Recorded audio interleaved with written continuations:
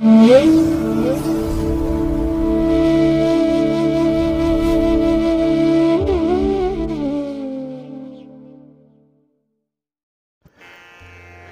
ಮಹಾಗಣಪತಿಯೇ ನಮಃ. ಶ್ರೀ ಗುರುಭ್ಯೋ ನಮಃ. ಹರಿ ಓಂ. ಸಿರಿಗನ್ನಡ ಸುದ್ದಿವಾಹಿನಿಯ ಸದಭಿಮಾನದ ಸಹೃದಯ ವೀಕ್ಷಕ ಮಹಾಶಯರೇ, ತಮಗೆಲ್ಲರಿಗೂ ಕೂಡ ಸಿರಿಗನ್ನಡ ಸುದ್ದಿವಾಹಿನಿಗೆ ಸ್ವಾಗತ.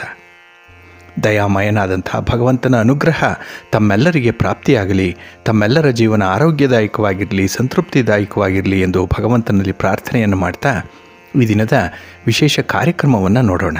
ಹಾಗೆ ದ್ವಾದಶ ರಾಶಿಯವರ ಗೋಚಾರ ಫಲಗಳು ಹೇಗಿವೆ ಅನ್ನೋದನ್ನು ಕೂಡ ತಿಳಿಯೋಣ ಬನ್ನಿ.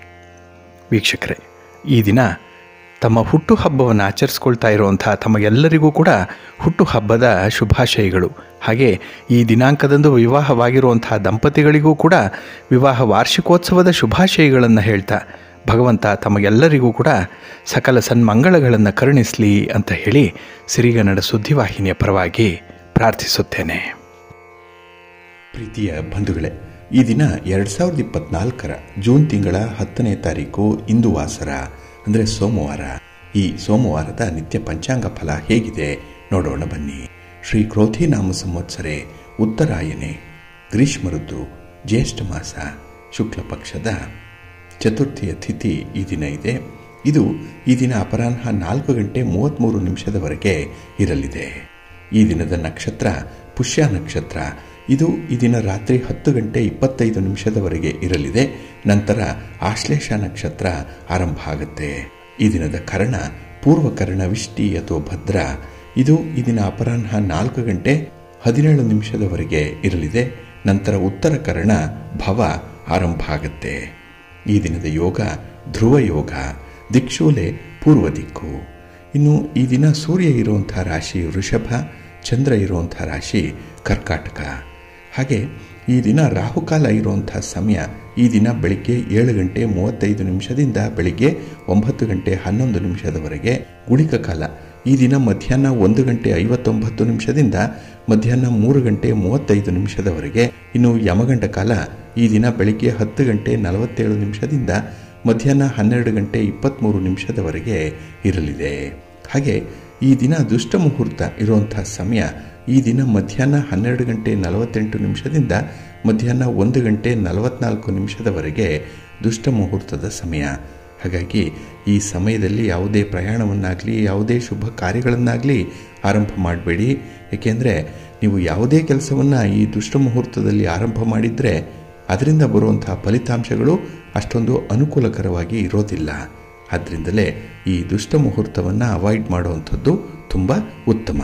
ಇನ್ನು ಈ ದಿನ ಅಭಿಜಿತ್ ಮುಹೂರ್ತ ಇರುವಂಥ ಸಮಯ ಈ ದಿನ ಬೆಳಿಗ್ಗೆ 11:52 ಮಧ್ಯಾಹ್ನ 12:48 ಅಭಿಜಿತ್ ಮುಹೂರ್ತ ಇರುವಂಥ ಸಮಯ. ಹಾಗೆ ವಿಶೇಷವಾಗಿ ಈ ದಿನ ಅಮೃತ ಕಾಲ ಇರುವಂಥ ಸಮಯ ಈ ದಿನ ಅಪರಾಹ್ನ 3:26 ಅಪರಾಹ್ನ 4:38 ಅಮೃತ ಕಾಲದ ಸಮಯ. ಇನ್ನು ಈ ದಿನ ಸೂರ್ಯೋದಯ ಆಗುವಂತಹ ಸಮಯ ಪ್ರಾತಃ ಕಾಲ 5:52 ಸೂರ್ಯಾಸ್ತ ಸಂಜೆ 6:44. ಇನ್ನು ಈ ದಿನ ಚಂದ್ರನ ಬಲ ಇರುವಂಥ ರಾಶಿಗಳು ಅಂತ ಹೇಳಿದ್ರೆ ವೃಷಭ, ಕರ್ಕಾಟಕ, ಕನ್ಯಾ, ತುಲ, ಮಕರ ಮತ್ತು ಕುಂಭ. ಈ 6 ರಾಶಿಯವರಿಗೆ ಗೋಚಾರದಲ್ಲಿ ಚಂದ್ರನಿಂದ ಶುಭ ಫಲಗಳ ಯೋಗ ಇರುತ್ತೆ. ಇನ್ನು ಉಳಿದ 6 ರಾಶಿಯವರಿಗೆ ಮಿಶ್ರ ಫಲದ ಯೋಗ ಇರುತ್ತೆ. ಅದನ್ನು ಮುಂದೆ ದ್ವಾದಶ ರಾಶಿಯವರ ಗೋಚಾರ ಫಲಗಳನ್ನು ನೋಡುವಂತಹ ಸಂದರ್ಭದಲ್ಲಿ ಮತ್ತಷ್ಟು ವಿಚಾರಗಳನ್ನು ತಿಳ್ಕೊಳ್ಳೋಣ. ಇನ್ನು ಈ ದಿನದ ಹೊರದ ಅಧಿಪತಿ ಚಂದ್ರ. ಚಂದ್ರ ಅಂತ ಹೇಳಿದ್ರೆ ವಿಶೇಷವಾಗಿ ಪ್ರಯಾಣಕ್ಕೆ ಕಾರಕನಾಗಿರುವಂಥವನು, ಮನಸ್ಸಿಗೆ ಕಾರಕ, ಯಶಸ್ಸಿಗೆ ಕಾರಕ, ಕಲ್ಪನೆಗೆ ಕಾರಕ. ಹಾಗೆ ಚಂದ್ರನನ್ನು ಚಂಚಲತೆಗೂ ಕೂಡ ಕಾರಕ ಅಂತ ಹೇಳಿ ಕರೀತಾರೆ. ಹಾಗಾಗಿ ಈ ದಿನ ಚಂಚಲ ಸ್ವಭಾವದಲ್ಲಿ ಇರುವಂಥವ್ರಿಗೆ ಸ್ವಲ್ಪ ಕೆಲಸ ಕಾರ್ಯಗಳನ್ನು ಮುಂದುವರಿಸಲಿಕ್ಕೆ ಕಷ್ಟ ಸಾಧ್ಯ ಆಗ್ಬೋದು. ಆದರೆ ಪ್ರಯಾಣಕ್ಕೆ ಮತ್ತು ಸಂಚಾರಕ್ಕೆ ತುಂಬ ಶುಭಕರವಾಗಿರುವಂಥ ಸಂದರ್ಭ ಇದೆ. ಹಾಗಾಗಿ ಈ ದಿನ ನೀವು ಯಾವುದೇ ರೀತಿಯ ಕೆಲಸ ಕಾರ್ಯಗಳಿಗೆ, ನಿಮ್ಮ ಉದ್ಯೋಗಕ್ಕೆ, ವ್ಯಾಪಾರಕ್ಕೆ ಮಾಡುವಂತಹ ಪ್ರಯಾಣ ನಿಮಗೆ ಒಳ್ಳೆಯ ಅನುಕೂಲವನ್ನು ತರುತ್ತೆ, ಶುಭ ಮತ್ತು ಲಾಭವನ್ನು ಕೂಡ ತರುವಂಥದ್ದು. ಇನ್ನು ಈ ಜಲಕ್ಕೆ ಸಂಬಂಧಪಟ್ಟಂತಹ ವಿಚಾರ ಅಂದರೆ ಹಾಲು, ನೀರು, ಎಣ್ಣೆ, ಪೆಟ್ರೋಲ್, ಕೆಮಿಕಲ್ಸ್ ಇತ್ಯಾದಿ ವಿಚಾರಗಳಲ್ಲಿ ಮಾರಾಟ ಮಾಡುವಂಥವ್ರಿಗೆ, ಖರೀದಿ ಮಾಡುವಂಥವ್ರಿಗೂ ಕೂಡ ಅನುಕೂಲ ಇರುವಂಥ ದಿನ ಇದು. ಹಾಗೆ ಈ ದಿನದಲ್ಲಿ ಇರುವಂಥ ಗುರುಹೋರದ ಸಮಯ ಅಂತ ಹೇಳಿದ್ರೆ ಇದು ಈ ದಿನ ಬೆಳಿಗ್ಗೆ 8 ಗಂಟೆ 1 ನಿಮಿಷದಿಂದ ಬೆಳಿಗ್ಗೆ 9 ಗಂಟೆ 6 ನಿಮಿಷದವರೆಗೆ, ಇನ್ನು ಅಪರಾಹ್ನ 3 ಗಂಟೆ 32 ನಿಮಿಷದಿಂದ ಅಪರಾಹ್ನ 4 ಗಂಟೆ 36 ನಿಮಿಷದವರೆಗೆ, ಹಾಗೆ ರಾತ್ರಿ 10 ಗಂಟೆ 27 ನಿಮಿಷದಿಂದ ರಾತ್ರಿ 11 ಗಂಟೆ 23 ನಿಮಿಷದವರೆಗೆ ಗುರುಹೋರ ಇರುವಂಥ ಸಮಯ. ಹಾಗೆ ಈ ದಿನ ಶನಿಹೋರ ಇರುವಂಥ ಸಮಯ ಇದು ಸ್ವಲ್ಪ ಅನ್ಫೇವರಬಲ್ ಆಗಿ ಇರುವಂಥದ್ದು. ಏಕೆಂದರೆ ನೀವು ಯಾವುದೇ ಕೆಲಸಗಳನ್ನು ಅಥವಾ ನಿಮ್ಮ ಪ್ರಯಾಣವನ್ನು ಈ ಶನಿಹೋರದಲ್ಲಿ ಆರಂಭ ಮಾಡಿದರೆ ಅದು ನಿಧಾನವಾಗಿ ನಡೆಯುತ್ತೆ, ಮಂದಗತಿಯಲ್ಲಿ ಸಾಗುವಂಥದ್ದು. ಹಾಗಾಗಿ ಫಲಿತಾಂಶಗಳು ಬೇಗ ಬರಲ್ಲ. ಇದರಿಂದ ನಿಮ್ಮ ಒಂದು ತಾಳ್ಮೆ ಪರೀಕ್ಷೆಗೆ ಒಳಪಡುವಂಥ ಸಾಧ್ಯತೆಗಳಿರುತ್ತೆ. ಹಾಗಾಗಿನೇ ಪ್ರಮುಖವಾದಂತಹ ಕೆಲಸ ಕಾರ್ಯಗಳನ್ನು ಈ ದಿನ ಇರುವಂಥ ಶನಿಹೋರದಲ್ಲಿ ಆರಂಭ ಮಾಡಬೇಡಿ. ಇದು ಈ ದಿನ ಬೆಳಿಗ್ಗೆ 6 ಗಂಟೆ 57 ನಿಮಿಷದಿಂದ ಬೆಳಿಗ್ಗೆ 8 ಗಂಟೆ 1 ನಿಮಿಷದವರೆಗೆ, ಇನ್ನು ಮಧ್ಯಾಹ್ನ 2 ಗಂಟೆ 27 ನಿಮಿಷದಿಂದ ಮಧ್ಯಾಹ್ನ 3 ಗಂಟೆ 32 ನಿಮಿಷದವರೆಗೆ, ಹಾಗೆ ರಾತ್ರಿ 9 ಗಂಟೆ 32 ನಿಮಿಷದಿಂದ ರಾತ್ರಿ 10 ಗಂಟೆ 27 ನಿಮಿಷದವರೆಗೆ ಶನಿಹೋರ ಇರುವಂಥ ಸಮಯ. ಇದನ್ನು ಸ್ವಲ್ಪ ಅವಾಯ್ಡ್ ಮಾಡಿ ಒಳ್ಳೆಯದಾಗತ್ತೆ. ಹಾಗೆ ಬಂಧುಗಳೇ, ಈ ದಿನ ಇರುವಂಥ ಕುಜಹೋರ ಇದು ಕೂಡ ಅಷ್ಟೊಂದು ಅನುಕೂಲಕರವಾಗಿಲ್ಲ, ಅದು ಅನ್ಫೇವರಬಲ್ ಆಗಿರುವಂಥದ್ದು. ಅದರಲ್ಲೂ ಈ ಭೂಮಿಗೆ ಸಂಬಂಧಪಟ್ಟಂತಹ ವಿಚಾರಗಳನ್ನು ಈ ದಿನ ಇರುವಂಥ ಕುಜಹೋರದಲ್ಲಿ ಮಾತಾಡಬೇಡಿ. ಯಾವುದೇ ರೀತಿಯ ರಿಜಿಸ್ಟ್ರೇಷನ್ ಆಗಲಿ, ಮಾತುಕತೆ ಆಗಲಿ, ಅಡ್ವಾನ್ಸ್ ಕೊಡುವಂಥ ವಿಚಾರವಾಗಲಿ, ಅಥವಾ ನಿಮ್ಮ ಮನೆ, ಸೈಟು, ಜಮೀನು ಇತ್ಯಾದಿಗಳಲ್ಲಿ ಯಾವುದೇ ಕಾರ್ಯಗಳನ್ನು, ಚಟುವಟಿಕೆಗಳನ್ನು ಆರಂಭ ಮಾಡುವಂಥ ವಿಚಾರಗಳಿದ್ದರೂ ಆದಷ್ಟು ಈ ದಿನ ಇರುವಂಥ ಕುಜಹೋರದಲ್ಲಿ ಆರಂಭ ಮಾಡಬೇಡಿ. ಇನ್ನು ಈ ಭೂಮಿಗೆ ಸಂಬಂಧಪಟ್ಟಂಥ ಯಾವುದೇ ಲಿಟಿಗೇಷನ್ಸ್ ಇರಲಿ, ನ್ಯಾಯಾಲಯದ ಪ್ರಕರಣಗಳಿರಲಿ, ಅದಕ್ಕೂ ಕೂಡ ಕೈ ಹಾಕಬೇಡಿ ಈ ದಿನ ಇರುವಂಥ ಕುಜಹೋರದಲ್ಲಿ. ಇದು ಈ ದಿನ ಬೆಳಿಗ್ಗೆ 9 ಗಂಟೆ 5 ನಿಮಿಷದಿಂದ ಬೆಳಿಗ್ಗೆ 10 ಗಂಟೆ 10 ನಿಮಿಷದವರೆಗೆ, ಇನ್ನು ಅಪರಾಹ್ನ 4 ಗಂಟೆ 36 ನಿಮಿಷದಿಂದ ಸಂಜೆ 5 ಗಂಟೆ 40 ನಿಮಿಷದವರೆಗೆ, ಹಾಗೆ ರಾತ್ರಿ 11 ಗಂಟೆ 23 ನಿಮಿಷದಿಂದ ರಾತ್ರಿ 12 ಗಂಟೆ 19 ನಿಮಿಷದವರೆಗೆ ಕುಜಹೋರ ಇರುವಂಥ ಸಮಯ. ಇದನ್ನು ನೀವು ಸ್ವಲ್ಪ ಅವಾಯ್ಡ್ ಮಾಡ್ಕೊಳ್ಳಿ, ಒಳ್ಳೆಯದಾಗತ್ತೆ. ಹಾಗಾಗಿ ಬಂಧುಗಳೇ, ನಿಮ್ಮ ಕೆಲಸ ಕಾರ್ಯಗಳನ್ನು ಒಳ್ಳೆಯ ಮುಹೂರ್ತದಲ್ಲಿ ಆರಂಭ ಮಾಡಿ. ಒಳ್ಳೆಯ ಸಮಯ ಯಾವುದು ಅಂತ ಹೇಳಿ ತಿಳ್ಕೊಳ್ಳಿ. ಅದಕ್ಕಾಗಿಯೇ ಸಿರಿಗನ್ನಡ ಸುದ್ದಿವಾಹಿನಿ ಪ್ರತಿನಿತ್ಯ ಪ್ರಸಾರ ಮಾಡುವಂತಹ ಈ ಪಂಚಾಂಗದ ವಿವರಗಳನ್ನು ಕೇಳಿಸ್ಕೊಳ್ಳಿ. ಇದರಲ್ಲಿ ನಿಮಗೆ ಬೇಕಾದಂಥ ಮಾಹಿತಿಗಳು ಸಿಕ್ಕತ್ತೆ. ಅದನ್ನು ನೀವು ಅನುಸರಣೆ ಮಾಡೋದ್ರಿಂದ ಖಂಡಿತ ಒಳ್ಳೆಯ ಫಲ ನಿಮಗೆ ಸಿಕ್ಕತ್ತೆ, ಒಳ್ಳೆಯದಾಗತ್ತೆ. ಹಾಗೆ ಬಂಧುಗಳೇ, ನೀವು ಮತ್ತೊಂದು ವಿಚಾರವನ್ನು ಇಲ್ಲಿ ಗಮನಿಸಬೇಕು. ನೀವು ಮಾಡುವಂತಹ ಕೆಲಸ ಕಾರ್ಯಗಳು, ಅದರಲ್ಲಿ ಮನೆಯಲ್ಲಿ ಮಾಡುವಂತಹ ಕೆಲಸ ಕಾರ್ಯಗಳು, ಶುಭ ಕಾರ್ಯಗಳಿರಲಿ, ದೈನಂದಿನ ಕಾರ್ಯಗಳಿರಲಿ, ವಿಶೇಷ ಕಾರ್ಯಗಳಿರಲಿ, ಅಥವಾ ನೀವು ಮಾಡುವಂತಹ ಪ್ರಯಾಣಗಳಾಗಲಿ ಯಶಸ್ವಿ ಆಗಬೇಕು ಅಂತ ಹೇಳಿದ್ರೆ ನೀವು ನಿಮ್ಮ ಮನೆ ದೇವರನ್ನು, ಕುಲದೇವರನ್ನು ಅಥವಾ ಗಣಪತಿಯನ್ನು ನೆನೆದು ಪ್ರಾರ್ಥನೆ ಮಾಡ್ತಾ ಆರಂಭ ಮಾಡುವಂಥದ್ದು ಸಂಪ್ರದಾಯ. ಇದನ್ನು ಎಲ್ಲರೂ ಕೂಡ ಅನುಸರಣೆ ಮಾಡೇ ಮಾಡ್ತಾರೆ. ಆದರೆ ಮನೆಯಲ್ಲಿ ದೇವರ ಮನೆ ಇರುತ್ತೆ, ದೇವರ ವಿಗ್ರಹಗಳಿದೆ, ದೇವರ ಚಿತ್ರಪಟಗಳಿರುತ್ತೆ. ಆದರೆ ಅದನ್ನು ಯಾವ ರೀತಿಯಲ್ಲಿ ಜೋಡಿಸಿದ್ರೆ ಆ ಒಂದು ದೇವರ ಮನೆಗೆ ಅಥವಾ ಮನೆಯಲ್ಲಿರುವಂಥ ಒಂದು ವಿಶಿಷ್ಟವಾದಂತಹ ಶಕ್ತಿಗೆ ನಾವು ಆಹ್ವಾನ ಮಾಡಿದಂತಾಗತ್ತೆ ಅನ್ನುವಂಥ ವಿಚಾರವನ್ನು ಇಲ್ಲಿ ತಿಳ್ಕೊಳ್ಬೇಕು. ಪ್ರತಿಯೊಬ್ಬರ ಮನೆಯಲ್ಲಿ ದೇವರ ಪೂಜೆ, ಉಪಾಸನೆ, ದೇವರ ಕೋಣೆ ಅನ್ನುವಂಥದ್ದು ಪ್ರತ್ಯೇಕವಾಗಿ ಇರುತ್ತೆ. ಆದರೆ ಹೆಚ್ಚಾಗಿ ದೇವರ ಕೋಣೆ ಹೇಗಿರುತ್ತೆ ಅಂತ ಹೇಳಿದ್ರೆ, ದೇವರ ಕೋಣೆ ಎದುರು ಕುಳಿತರೆ ನಮ್ಮ ಮನಸ್ಸು ಪ್ರಶಾಂತವಾಗಿರಬೇಕು, ಉತ್ಸಾಹ ತುಂಬಿ ಬರಬೇಕು, ಭಗವಂತನ ಕುರಿತು ಭಕ್ತಿ ಭಾವಗಳು ಹೆಚ್ಚಾಗ್ತಾ ಇರಬೇಕು, ಒಂದು ರೀತಿಯಲ್ಲಿ ಮನಃಶಾಂತಿ ಇರಬೇಕು. ಅಲ್ಲಿ ದೇವರ ಕೋಣೆಯಲ್ಲಿ ಭಗವಂತನ ಅಸ್ತಿತ್ವದ ಅರಿವು ಉಂಟಾಗ್ತಾ ಇರಬೇಕು. ಅಂಥ ಒಂದು ಭಾವನೆ ನಮಗೆ ಬರಬೇಕು. ಹಾಗಾಗಿ ಒಂದು ಪಾಸಿಟಿವ್ ವೈಬ್ರೇಷನ್ ಇದ್ದರೆ ಆ ದೇವರ ಕೋಣೆಯಲ್ಲಿ ಕುಳಿತಾಗ ನಮಗೆ ನಾವೇ ಮೈಮರೆತು ಭಗವಂತನ ಆರಾಧನೆಯನ್ನು ಮಾಡುವಂಥ ಒಂದು ಮನಸ್ಸಾಗಬೇಕು. ಹಾಗಾಗಿನೇ ಈ ದೇವರು ನಮ್ಮೊಂದಿಗೆ ಇದ್ದಾನೆ ಅನ್ನುವಂಥ ಒಂದು ಭಾವನೆ ಬರಬೇಕು ಅಂತ ಹೇಳಿದ್ರೆ ಮನೆಯಲ್ಲಿರುವಂಥ ದೇವರ ಕೋಣೆಯಲ್ಲಿ ಈ ದೇವತೆಗಳ ಚಿತ್ರಗಳನ್ನಾಗಲಿ ಅಥವಾ ಮೂರ್ತಿಗಳನ್ನಾಗಲಿ ವ್ಯವಸ್ಥಿತವಾಗಿ ಅದನ್ನು ಜೋಡಿಸಿಡಬೇಕು. ಇದರಿಂದ ಅಂತಹ ಒಂದು ಅನುಭೂತಿ ಸಿಕ್ಕತ್ತೆ ಅನ್ನುವಂಥ ಒಂದು ವಿಚಾರ ವಾಸ್ತುಶಾಸ್ತ್ರದಲ್ಲಿ ಹೇಳಲ್ಪಟ್ಟಿರುವಂಥದ್ದು. ಹಾಗಾಗಿ ದೇವಸ್ಥಾನ ಇಡೀ ಗ್ರಾಮ ಅಥವಾ ಊರಿಗೆ ಹೇಗೆ ಒಂದು ಶಕ್ತಿಯನ್ನು, ಚೈತನ್ಯವನ್ನು ಪೂರೈಸುತ್ತೋ ಅದೇ ರೀತಿ ದೇವರ ಕೋಣೆ ಇಡೀ ಮನೆಗೆ ಒಂದು ಶಕ್ತಿಯನ್ನು, ಚೈತನ್ಯವನ್ನು ಪೂರೈಸ್ತಾ ಇರಬೇಕು. ಅದಕ್ಕಾಗಿ ಮನೆಯ ವಾತಾವರಣವನ್ನು ಶುದ್ಧವಾಗಿ ಇಟ್ಕೊಳ್ಬೇಕು. ಇನ್ನು ದೇವರ ವಿಗ್ರಹಗಳನ್ನು ಜೋಡಣೆ ಮಾಡೋದ್ರಿಂದ ಇದು ಸಾಧ್ಯವಾಗುತ್ತೆ ಅನ್ನುವಂಥ ವಿಚಾರ ಕೂಡ ಇದೆ. ಹಾಗಾಗಿ ಶಾಸ್ತ್ರೀಯವಾಗಿ ದೇವರನ್ನು ಈ ಕೋಣೆಯಲ್ಲಿ ಹೇಗೆ ಜೋಡಿಸಬೇಕು ಅನ್ನುವಂಥದ್ದನ್ನು ಮೊದಲು ತಿಳ್ಕೊಳ್ಬೇಕು. ಇಲ್ಲಿ ದೇವರ ಕೋಣೆಯಲ್ಲಾಗಲಿ ಅಥವಾ ನೀವು ದೇವರನ್ನು ಇಡುವಂತಹ ಸ್ಥಳದಲ್ಲಾಗಲಿ ಶಂಕುವಿನ ಆಕಾರದಲ್ಲಿ ಈ ವಿಗ್ರಹಗಳನ್ನು ಜೋಡಿಸಬೇಕು. ಇಲ್ಲಿ ಶಂಕು ಅಂತ ಹೇಳಿದ್ರೆ ಕೋನಾಕಾರ, ಅಂದರೆ ವಿ ಆಕಾರದಲ್ಲಿ ಇರುತ್ತೆ. ಹಾಗಾಗಿ ಆ ವಿ ಅನ್ನುವಂಥ ತುದಿ ನಾವು ಕುಳಿತುಕೊಳ್ಳುವಂಥ ಜಾಗ ಆಗಲಿ ಅಥವಾ ಮುಖ್ಯ ದ್ವಾರಕ್ಕೆ ಸಂಬಂಧಪಟ್ಟಂತಹ ದಿಕ್ಕಿನಲ್ಲಿ ಇರುತ್ತೆ ಇದು. ಹಾಗಾಗಿ ದೇವರ ಮಂಟಪದಲ್ಲಿ ಅಥವಾ ದೇವರ ಕೋಣೆಯಲ್ಲಿ ದೇವತೆಗಳ ಜೋಡಣೆಯನ್ನು ಶಂಕುವಿನ ಆಕಾರದಲ್ಲಿ ಮಾಡಬೇಕು ಅಂತ ಹೇಳ್ತಾರೆ. ಅಂದರೆ ಯಾರು ಪೂಜೆ ಮಾಡ್ತಾರೆ ಅವರ ಎದುರಿಗೆ, ಅಂದರೆ ಶಂಕುವಿನ ಮಧ್ಯಭಾಗಕ್ಕೆ ಗಣಪತಿಯನ್ನು ಕೂಡಿಸ್ಬೇಕು. ಅಂದರೆ ವಿ ಆಕಾರದಲ್ಲಿ ಜೋಡಿಸಿದ್ರೆ ಈ ವಿ ಕೆಳಗಿನ ತುದಿಯಲ್ಲಿ ಕೂಡತ್ತೆ ಆ ಒಂದು ಪಾಯಿಂಟಲ್ಲಿ ಗಣಪತಿಯನ್ನು ಇಡಬೇಕು. ಇಲ್ಲಿ ಪೂಜೆ ಮಾಡುವವನ ಬಲಗಡೆ ಸ್ತ್ರೀ ದೇವತೆಗಳು ಇರಬೇಕು. ಚಿತ್ರಪಟಗಳಾಗಲಿ ವಿಗ್ರಹಗಳಾಗಲಿ ಸ್ತ್ರೀ ದೇವತೆಗಳದ್ದು ಬಲಭಾಗದಲ್ಲಿ ಇಡಬೇಕು. ಇನ್ನು ಈ ದೇವತೆಗಳನ್ನು, ಅದರಲ್ಲೂ ಈ ಸ್ತ್ರೀ ದೇವತೆಗಳನ್ನು ಇಡುವಾಗ ಮೊದಲು ಕುಲದೇವಿಯನ್ನು ಇಡಬೇಕು. ನಂತರ ಉಚ್ಚ ದೇವತೆಗಳ ಉಪರೂಪಗಳಿದ್ದಲ್ಲಿ ಅವುಗಳನ್ನು ಇಡಬೇಕು. ಅನಂತರ ಆಯಾ ಉಚ್ಚ ದೇವತೆಗಳನ್ನು ಇಡಬೇಕು. ಇನ್ನು ಯಾರು ಪೂಜೆ ಮಾಡ್ತಾರೆ ಅವನ ಎಡಭಾಗದಲ್ಲಿ ಇದೇ ರೀತಿಯಲ್ಲಿ ಪುರುಷ ದೇವರುಗಳನ್ನು ಇಡಬೇಕು. ಅಂದರೆ ಮೊದಲು ಕುಲದೇವರನ್ನು ಇಡಬೇಕು, ನಂತರ ಉಚ್ಚ ದೇವರ ಉಪರೂಪಗಳು ಮತ್ತು ಕೊನೆಯಲ್ಲಿ ಉಚ್ಚ ದೇವತೆಗಳನ್ನು ಇಡಬೇಕು ಅನ್ನುವಂಥದ್ದು ಇದೆ. ಹಾಗಾಗಿ ನಾವು ವಿ ಆಕಾರವನ್ನು ಬರೆದ್ರೆ ಅದು ನಮ್ಮ ಎದುರಿಗೆ ಇರುತ್ತೆ ವಿ. ಆ ತಳಭಾಗದಲ್ಲಿ ಅಂದರೆ ಆ ಎರಡು ರೇಖೆಗಳು ಕೂಡುವಂತಹ ಜಾಗದಲ್ಲಿ ಗಣಪತಿ ಇರ್ತಾನೆ. ಇನ್ನು ವಿಯ ಎರಡು ತುದಿಗಳು ಎಡ ಮತ್ತು ಬಲಭಾಗಕ್ಕೆ ಸೇರಿಕೊಳ್ಳುತ್ತೆ. ಅಲ್ಲಿ ಬಲಭಾಗದಲ್ಲಿ ಸ್ತ್ರೀ ದೇವತೆಗಳನ್ನು, ಎಡಭಾಗದಲ್ಲಿ ಪುರುಷ ದೇವತೆಗಳ ವಿಗ್ರಹಗಳನ್ನು ಇಡಬೇಕು ಅನ್ನುವಂಥದ್ದು ಇದೆ. ಹಾಗಾಗಿ ಈ ಜೋಡಣೆಯನ್ನು ಮಾಡುವಂತಹ ಕ್ರಮ ಬಹಳ ವಿಶಿಷ್ಟವಾಗಿದೆ.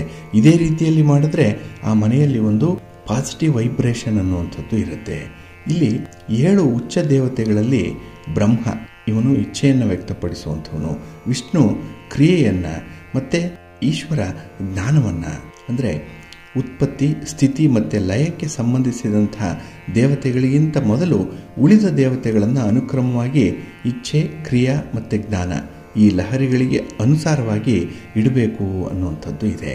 ಹಾಗೆ ಈ ಶಂಕುವಿನಂತೆ ರಚನೆಯನ್ನು ಮಾಡೋದರ ವೈಶಿಷ್ಟ್ಯ ಅಂತ ಹೇಳಿದ್ರೆ ಈ ಶಂಕುವಿನ ಮಧ್ಯಭಾಗ ಅಥವಾ ತುದಿ ಏನಿದೆ ಅಂದರೆ ಈ ಸಗುಣದಲ್ಲಿ ಬಂದು ಕಾರ್ಯ ಮಾಡುವಂತಹ ಶಕ್ತಿ ಮತ್ತು ಅದರ ಮೇಲಿರುವಂತಹ ತ್ರಿಕೋನದ ಭಾಗ ಅಂದರೆ ಆನಂದ ಮತ್ತು ಶಾಂತಿ, ಅಂದರೆ ಈ ನಿರ್ಗುಣ ರೂಪವನ್ನು ಇದು ತೋರಿಸುತ್ತೆ. ಮಧ್ಯದಲ್ಲಿ ಗಣಪತಿ, ಆಮೇಲೆ ಆಯಾ ದೇವತೆಗಳ ಉಪರೂಪಗಳು ಮತ್ತು ನಂತರ ಮೂಲ ಉಚ್ಚ ದೇವತೆಗಳು ಇರುತ್ತೆ. ಈ ಕ್ರಮ ಜೀವದ ಸಗುಣದಿಂದ ನಿರ್ಗುಣದ ಕಡೆಗಿನ ಪ್ರಯಾಣವನ್ನು ತೋರಿಸುತ್ತೆ. ಈ ಶಂಕುವಿನ ದೊಡ್ಡದಾಗುತ್ತಾ ಹೋಗುವಂತಹ ಭಾಗ ಏನಿದೆ ಇದು ನಿರ್ಗುಣದ ವ್ಯಾಪ್ತಿಯನ್ನು ದರ್ಶನ ಮಾಡುತ್ತೆ. ಹಾಗಾಗಿ ಗಣಪತಿ ಯಾವಾಗಲೂ ಕೂಡ ಮಧ್ಯದಲ್ಲಿರ್ತಾನೆ. ನಾವು ಮಾತಾಡುವಂತಹ ನಾದ ಭಾಷೆಯನ್ನು ಗಣಪತಿ ತಿಳಿದುಕೊಳ್ಳೋಕ್ಕೆ ಅನುಕೂಲ ಆಗುತ್ತೆ ಇದು. ಆದ್ದರಿಂದಲೇ ಅವನು ಬೇಗನೆ ಪ್ರಸನ್ನನಾಗುವಂಥ ದೇವರಾಗಿರ್ತಾನೆ. ಇಲ್ಲಿ ಗಣಪತಿ ನಾದ ಭಾಷೆಯನ್ನು ಪ್ರಕಾಶ ಭಾಷೆಗೆ ಮತ್ತು ಪ್ರಕಾಶ ಭಾಷೆಯನ್ನು ನಾದ ಭಾಷೆಗೆ ರೂಪಾಂತರ ಮಾಡುವಂಥ ದೇವರು. ಹಾಗಾಗಿ ಇತರ ದೇವತೆಗಳಿಗೆ ಹೆಚ್ಚಾಗಿ ಪ್ರಕಾಶ ಭಾಷೆ ಮಾತ್ರ ತಿಳಿಯುತ್ತೆ. ಹಾಗೆ ಗಣಪತಿ ಇಚ್ಛಾ ಲಹರಿಗಳಿಗೆ ಸಂಬಂಧಪಟ್ಟಂತಹ ದೇವನಾಗಿರೋದ್ರಿಂದ ಭಕ್ತರ ಇಚ್ಛೆಗಳನ್ನು ಅಥವಾ ಭಕ್ತರು ದೇವತೆಗಳ ಚರಣಗಳಲ್ಲಿ ಮಾಡಿದಂತಹ ಬೇಡಿಕೆಗಳನ್ನು ಬೇಗನೆ ಕುಲದೇವರಿಗೆ ತಲುಪಿಸ್ತಾನೆ. ಆಮೇಲೆ ಕುಲದೇವರು ಆಯಾ ಜೀವಗಳಿಗೆ ಸಹಾಯ ಮಾಡಲಿಕ್ಕೆ ಬೇಗನೆ ಬರ್ತಾರೆ ಅನ್ನುವಂಥ ಒಂದು ನಂಬಿಕೆ ಇದೆ. ಆದ್ದರಿಂದಲೇ ಈ ಉಚ್ಚ ದೇವತೆಗಳ ತತ್ವ ಬೇಗನೆ ಕಾರ್ಯನಿರತವಾಗಿ ಪೂಜಕನಿಗೆ ಮತ್ತು ಆ ಮನೆಯಲ್ಲಿರುವಂಥವರಿಗೆ ಕಾರ್ಯ ಯಶಸ್ವಿಯಾಗತ್ತೆ ಅನ್ನುವಂಥ ಒಂದು ವಿಚಾರ ಇದೆ. ಹಾಗಾಗಿನೇ ನಾವು ದೇವರ ಮನೆಯಲ್ಲೂ ಕೂಡ ದೇವರ ವಿಗ್ರಹಗಳನ್ನು ಜೋಡಿಸುವಂಥ ಈ ಕ್ರಮವನ್ನು ಅನುಸರಣೆ ಮಾಡಿ ಖಂಡಿತ ಆ ಮನೆಯಲ್ಲಿ ಧನಾತ್ಮಕವಾದಂತಹ ಲಹರಿಗಳು ಪ್ರವಹಿಸ್ತಾ ಇರುತ್ತೆ. ಮಾಡುವಂತಹ ಕೆಲಸ ಕಾರ್ಯಗಳು ಯಶಸ್ವಿಯಾಗಿ ಶುಭ ಲಾಭವನ್ನು ತಂದುಕೊಡುತ್ತೆ, ಒಳ್ಳೆಯದಾಗತ್ತೆ. ಪ್ರೀತಿಯ ಬಂಧುಗಳೇ, ಪೂಜಾ ಸಂದರ್ಭದಲ್ಲಿ ದೇವರಿಗೆ ನೈವೇದ್ಯವನ್ನು ಸಮರ್ಪಣೆ ಮಾಡುವಂತಹ ಒಂದು ವಿಧಿವಿಧಾನ ಇದೆ. ಏಕೆ ಅಂತ ಹೇಳಿದ್ರೆ ನಾವು ಪ್ರತಿನಿತ್ಯ ಪೂಜೆ ಮಾಡಲಿ, ವಾರಕ್ಕೆ ಒಮ್ಮೆ ಮಾಡಲಿ, ಅಥವಾ ನಮಗೆ ಯಾವಾಗ ಪೂಜೆ ಮಾಡಬೇಕು ಅನಿಸುತ್ತೋ ಆ ಸಂದರ್ಭದಲ್ಲಿ ದೇವರನ್ನು ಪೂಜೆ ಮಾಡುವಂಥದ್ದು. ದೀಪಗಳನ್ನು ಹಚ್ಚಿಟ್ಟು ಹೂಗಳನ್ನು ದೇವರಿಗೆ ಮುಡಿಸಿ ನಂತರದಲ್ಲಿ ನೈವೇದ್ಯ ಸಮರ್ಪಣೆ ಮಾಡಿ ಮಂಗಳಾರತಿಯನ್ನು ಮಾಡಿ ಷೋಡಶೋಪಚಾರ ಪೂಜೆಗಳಿಂದ ದೇವರ ಪೂಜೆಯನ್ನು ನೆರವೇರಿಸಬೇಕು ಅನ್ನುವಂಥ ಒಂದು ವಿಧಾನ ಇದೆ. ಹಾಗಾಗಿ ಇಲ್ಲಿ ಬಹಳ ಪ್ರಧಾನವಾಗಿ ಗಮನಿಸಬೇಕಾಗಿರುವಂಥದ್ದು ನೈವೇದ್ಯ.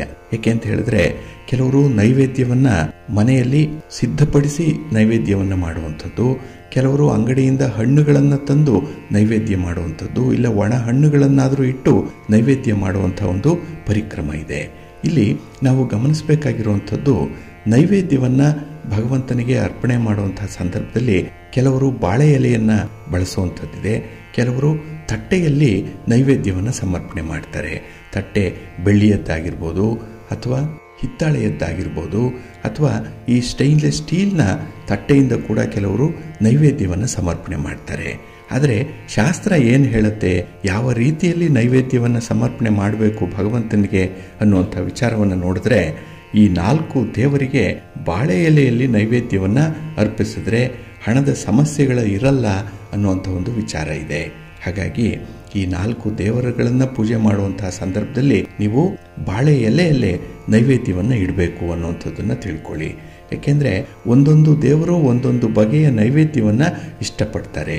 ದೇವರಿಗೆ ನೈವೇದ್ಯವನ್ನು ಅರ್ಪಣೆ ಮಾಡುವಾಗ ಅದರದ್ದೇ ಆದಂತಹ ನೀತಿ ನಿಯಮಗಳನ್ನು ಅನುಸರಣೆ ಮಾಡಬೇಕು.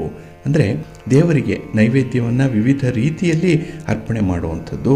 ಹಾಗಾಗಿ ಈ 4 ದೇವರಿಗೆ ಬಾಳೆ ಎಲೆಯ ಮೇಲೆ ನೈವೇದ್ಯವನ್ನು ಅರ್ಪಣೆ ಮಾಡಬೇಕು ಅನ್ನುವಂಥ ವಿಚಾರ ಇದೆ. ಹಾಗಾಗಿ ನಮ್ಮ ಹಿಂದೂ ಧರ್ಮದಲ್ಲಿ, ಸನಾತನ ಧರ್ಮದಲ್ಲಿ ದೇವರ ಪೂಜೆಯ ವೇಳೆ ದೇವರು ಮತ್ತು ದೇವತೆಗಳಿಗೆ ನೈವೇದ್ಯವನ್ನು ಅರ್ಪಣೆ ಮಾಡುವಂಥ ಒಂದು ಸತ್ಸಂಪ್ರದಾಯ ಇದೆ. ನೈವೇದ್ಯ ಇಲ್ಲದೆ ಯಾವುದೇ ರೀತಿಯ ಪೂಜೆ ಅಥವಾ ಆಚರಣೆ ಯಶಸ್ವಿ ಆಗಲಿಕ್ಕೆ ಸಾಧ್ಯ ಇಲ್ಲ. ಆದ್ದರಿಂದ ದೇವರಿಗೆ ನೈವೇದ್ಯವನ್ನು ಅರ್ಪಣೆ ಮಾಡಲಿಕ್ಕೆ ವಿವಿಧವಾದಂಥ ಮಾರ್ಗಗಳನ್ನು ಅನುಸರಣೆ ಮಾಡುವಂಥದ್ದಿದೆ.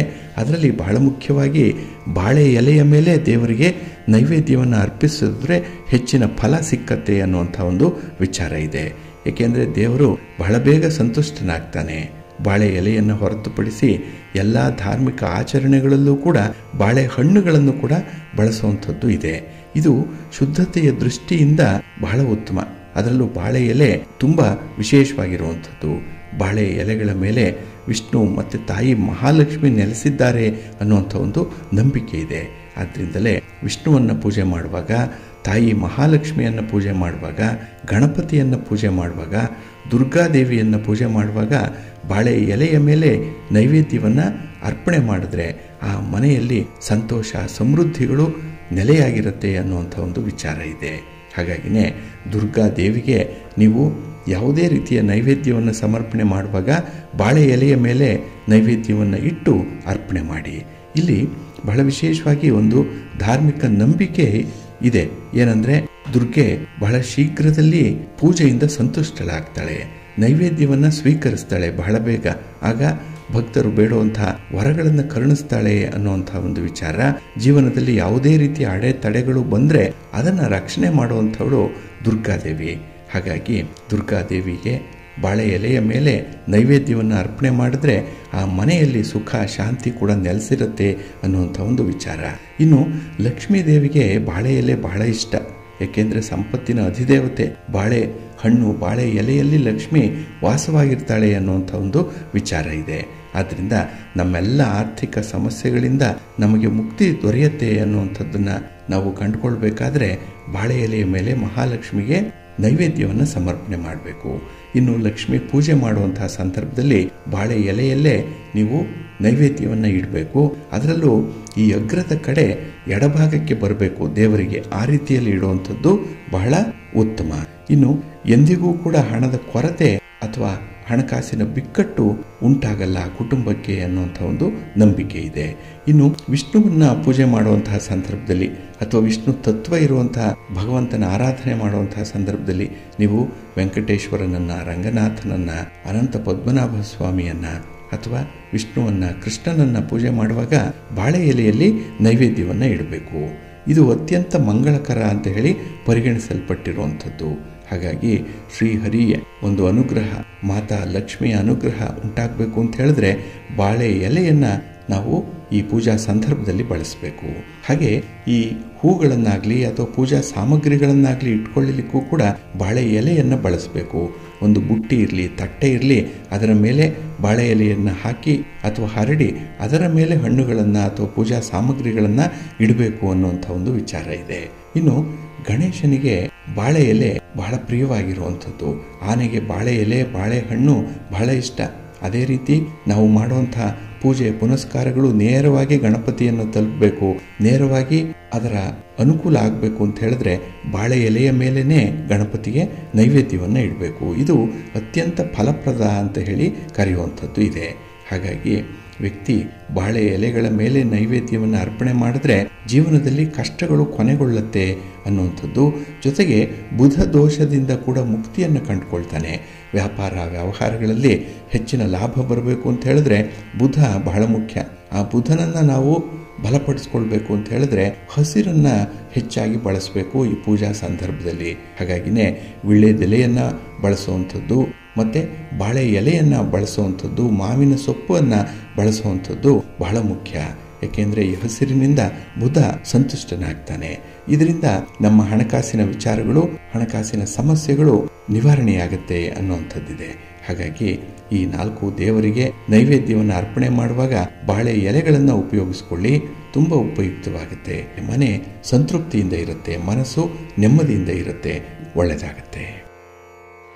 ಪ್ರೀತಿಯ ಬಂಧುಗಳೇ, ಇನ್ನು ಮುಂದೆ 12 ರಾಶಿಯವರ ಗೋಚಾರ ಫಲಗಳು ಹೇಗಿವೆ ನೋಡೋಣ ಬನ್ನಿ. ಮೊದಲಿಗೆ ಮೇಷರಾಶಿ. ಮೇಷರಾಶಿಯವರಿಗೆ ಈ ದಿನ ಚಂದ್ರ ಚತುರ್ಥದಲ್ಲಿದ್ದಾನೆ, ಸುಖ ಸ್ಥಾನದಲ್ಲಿದ್ದಾನೆ, 4ನೇ ಮನೆ ಇದು. ಹಾಗಾಗಿನೇ ಈ ದಿನ ಮಿಶ್ರ ಫಲಗಳನ್ನು ಅನುಭವಿಸುವಂತಹ ದಿನ ಇದು. ಯಾವುದೇ ವಿಶೇಷವಾದಂತಹ ಕೆಲಸ ಕಾರ್ಯಗಳು ಈ ದಿನ ಪೂರ್ಣ ಆಗಲ್ಲ, ಪೂರ್ಣವಾದಂತಹ ಒಂದು ಫಲಿತಾಂಶವನ್ನು ತರಲ್ಲ. ಹಾಗಾಗಿ ನಿಮ್ಮ ಪ್ರಯತ್ನಗಳು ಬಹಳಷ್ಟು ವಿಪರೀತವಾಗಿ ಇರಬೇಕಾಗತ್ತೆ. ಈ ದಿನದಲ್ಲಿ ಒಂದು ನೌಕೆ ಹಗುರವಾಗಿದ್ದಷ್ಟು ಸುಲಭವಾಗಿ ಸಾಗ್ತಾ ಇರುತ್ತೆ.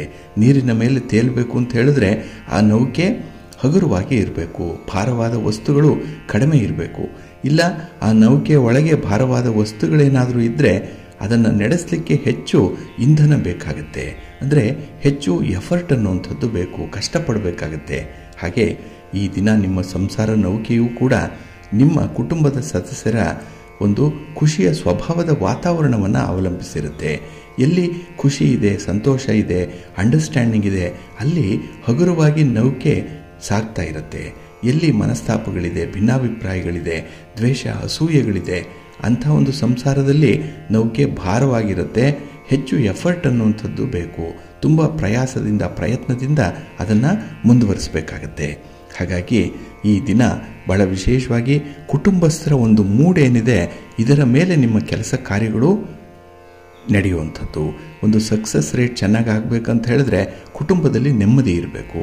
ಆದರೆ ಆ ನೆಮ್ಮದಿಗೆ ಈ ದಿನ ಎಲ್ಲೋ ಒಂದು ಕಡೆ ಭಂಗ ಬರುವಂಥ ಸಾಧ್ಯತೆಗಳೇ ಜಾಸ್ತಿ ಇರುತ್ತೆ.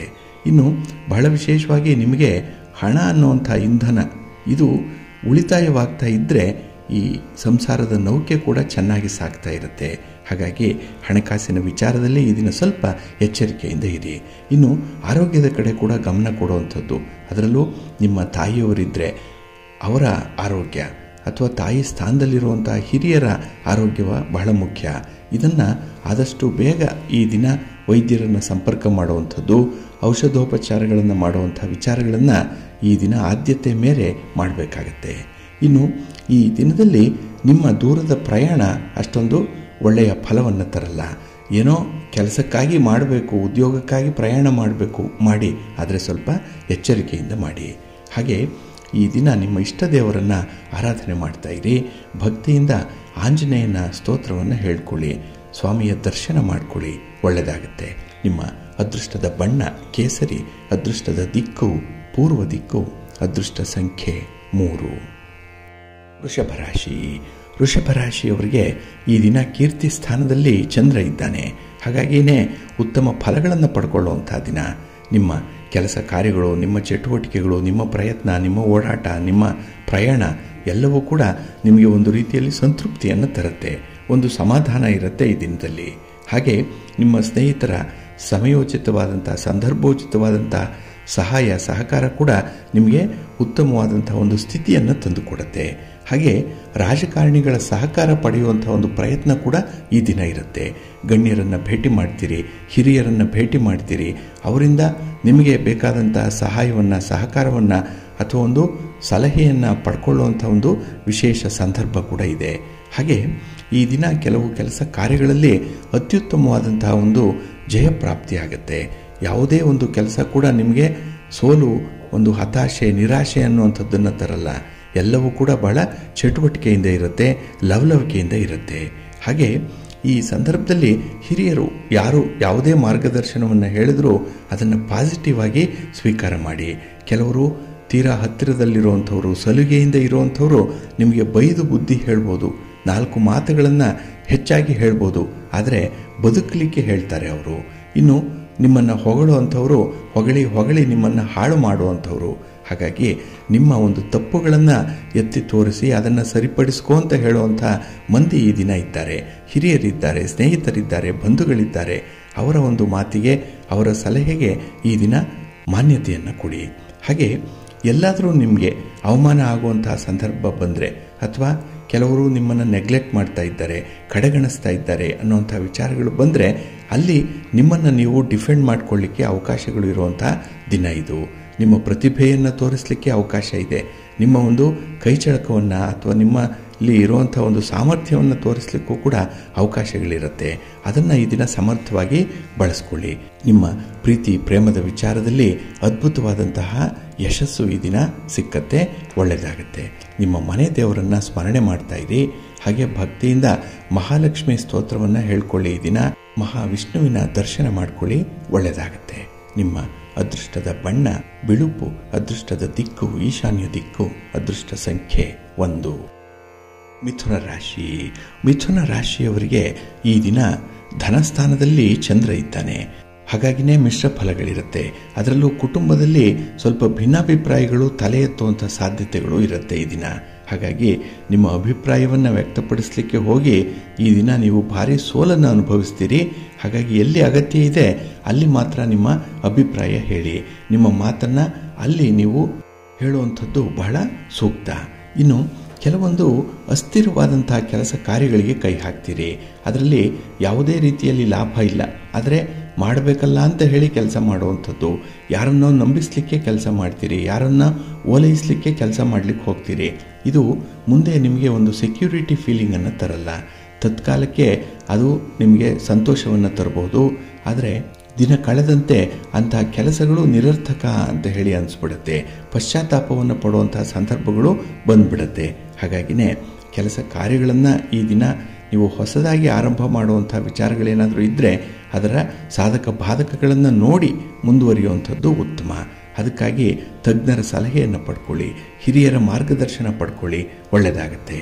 ಹಾಗೆ ಈ ದಿನದಲ್ಲಿ ನಿಮ್ಮ ಗ್ರಹಗತಿಗಳ ಸ್ಥಿತಿಗಳು ಏನಿದೆ ಅಂತ ಹೇಳಿದ್ರೆ ಆ ಫಲಿತಾಂಶಗಳು ನಿಮಗೆ ಅಷ್ಟೊಂದು ಅನುಕೂಲಕರವಾಗಿರಲ್ಲ.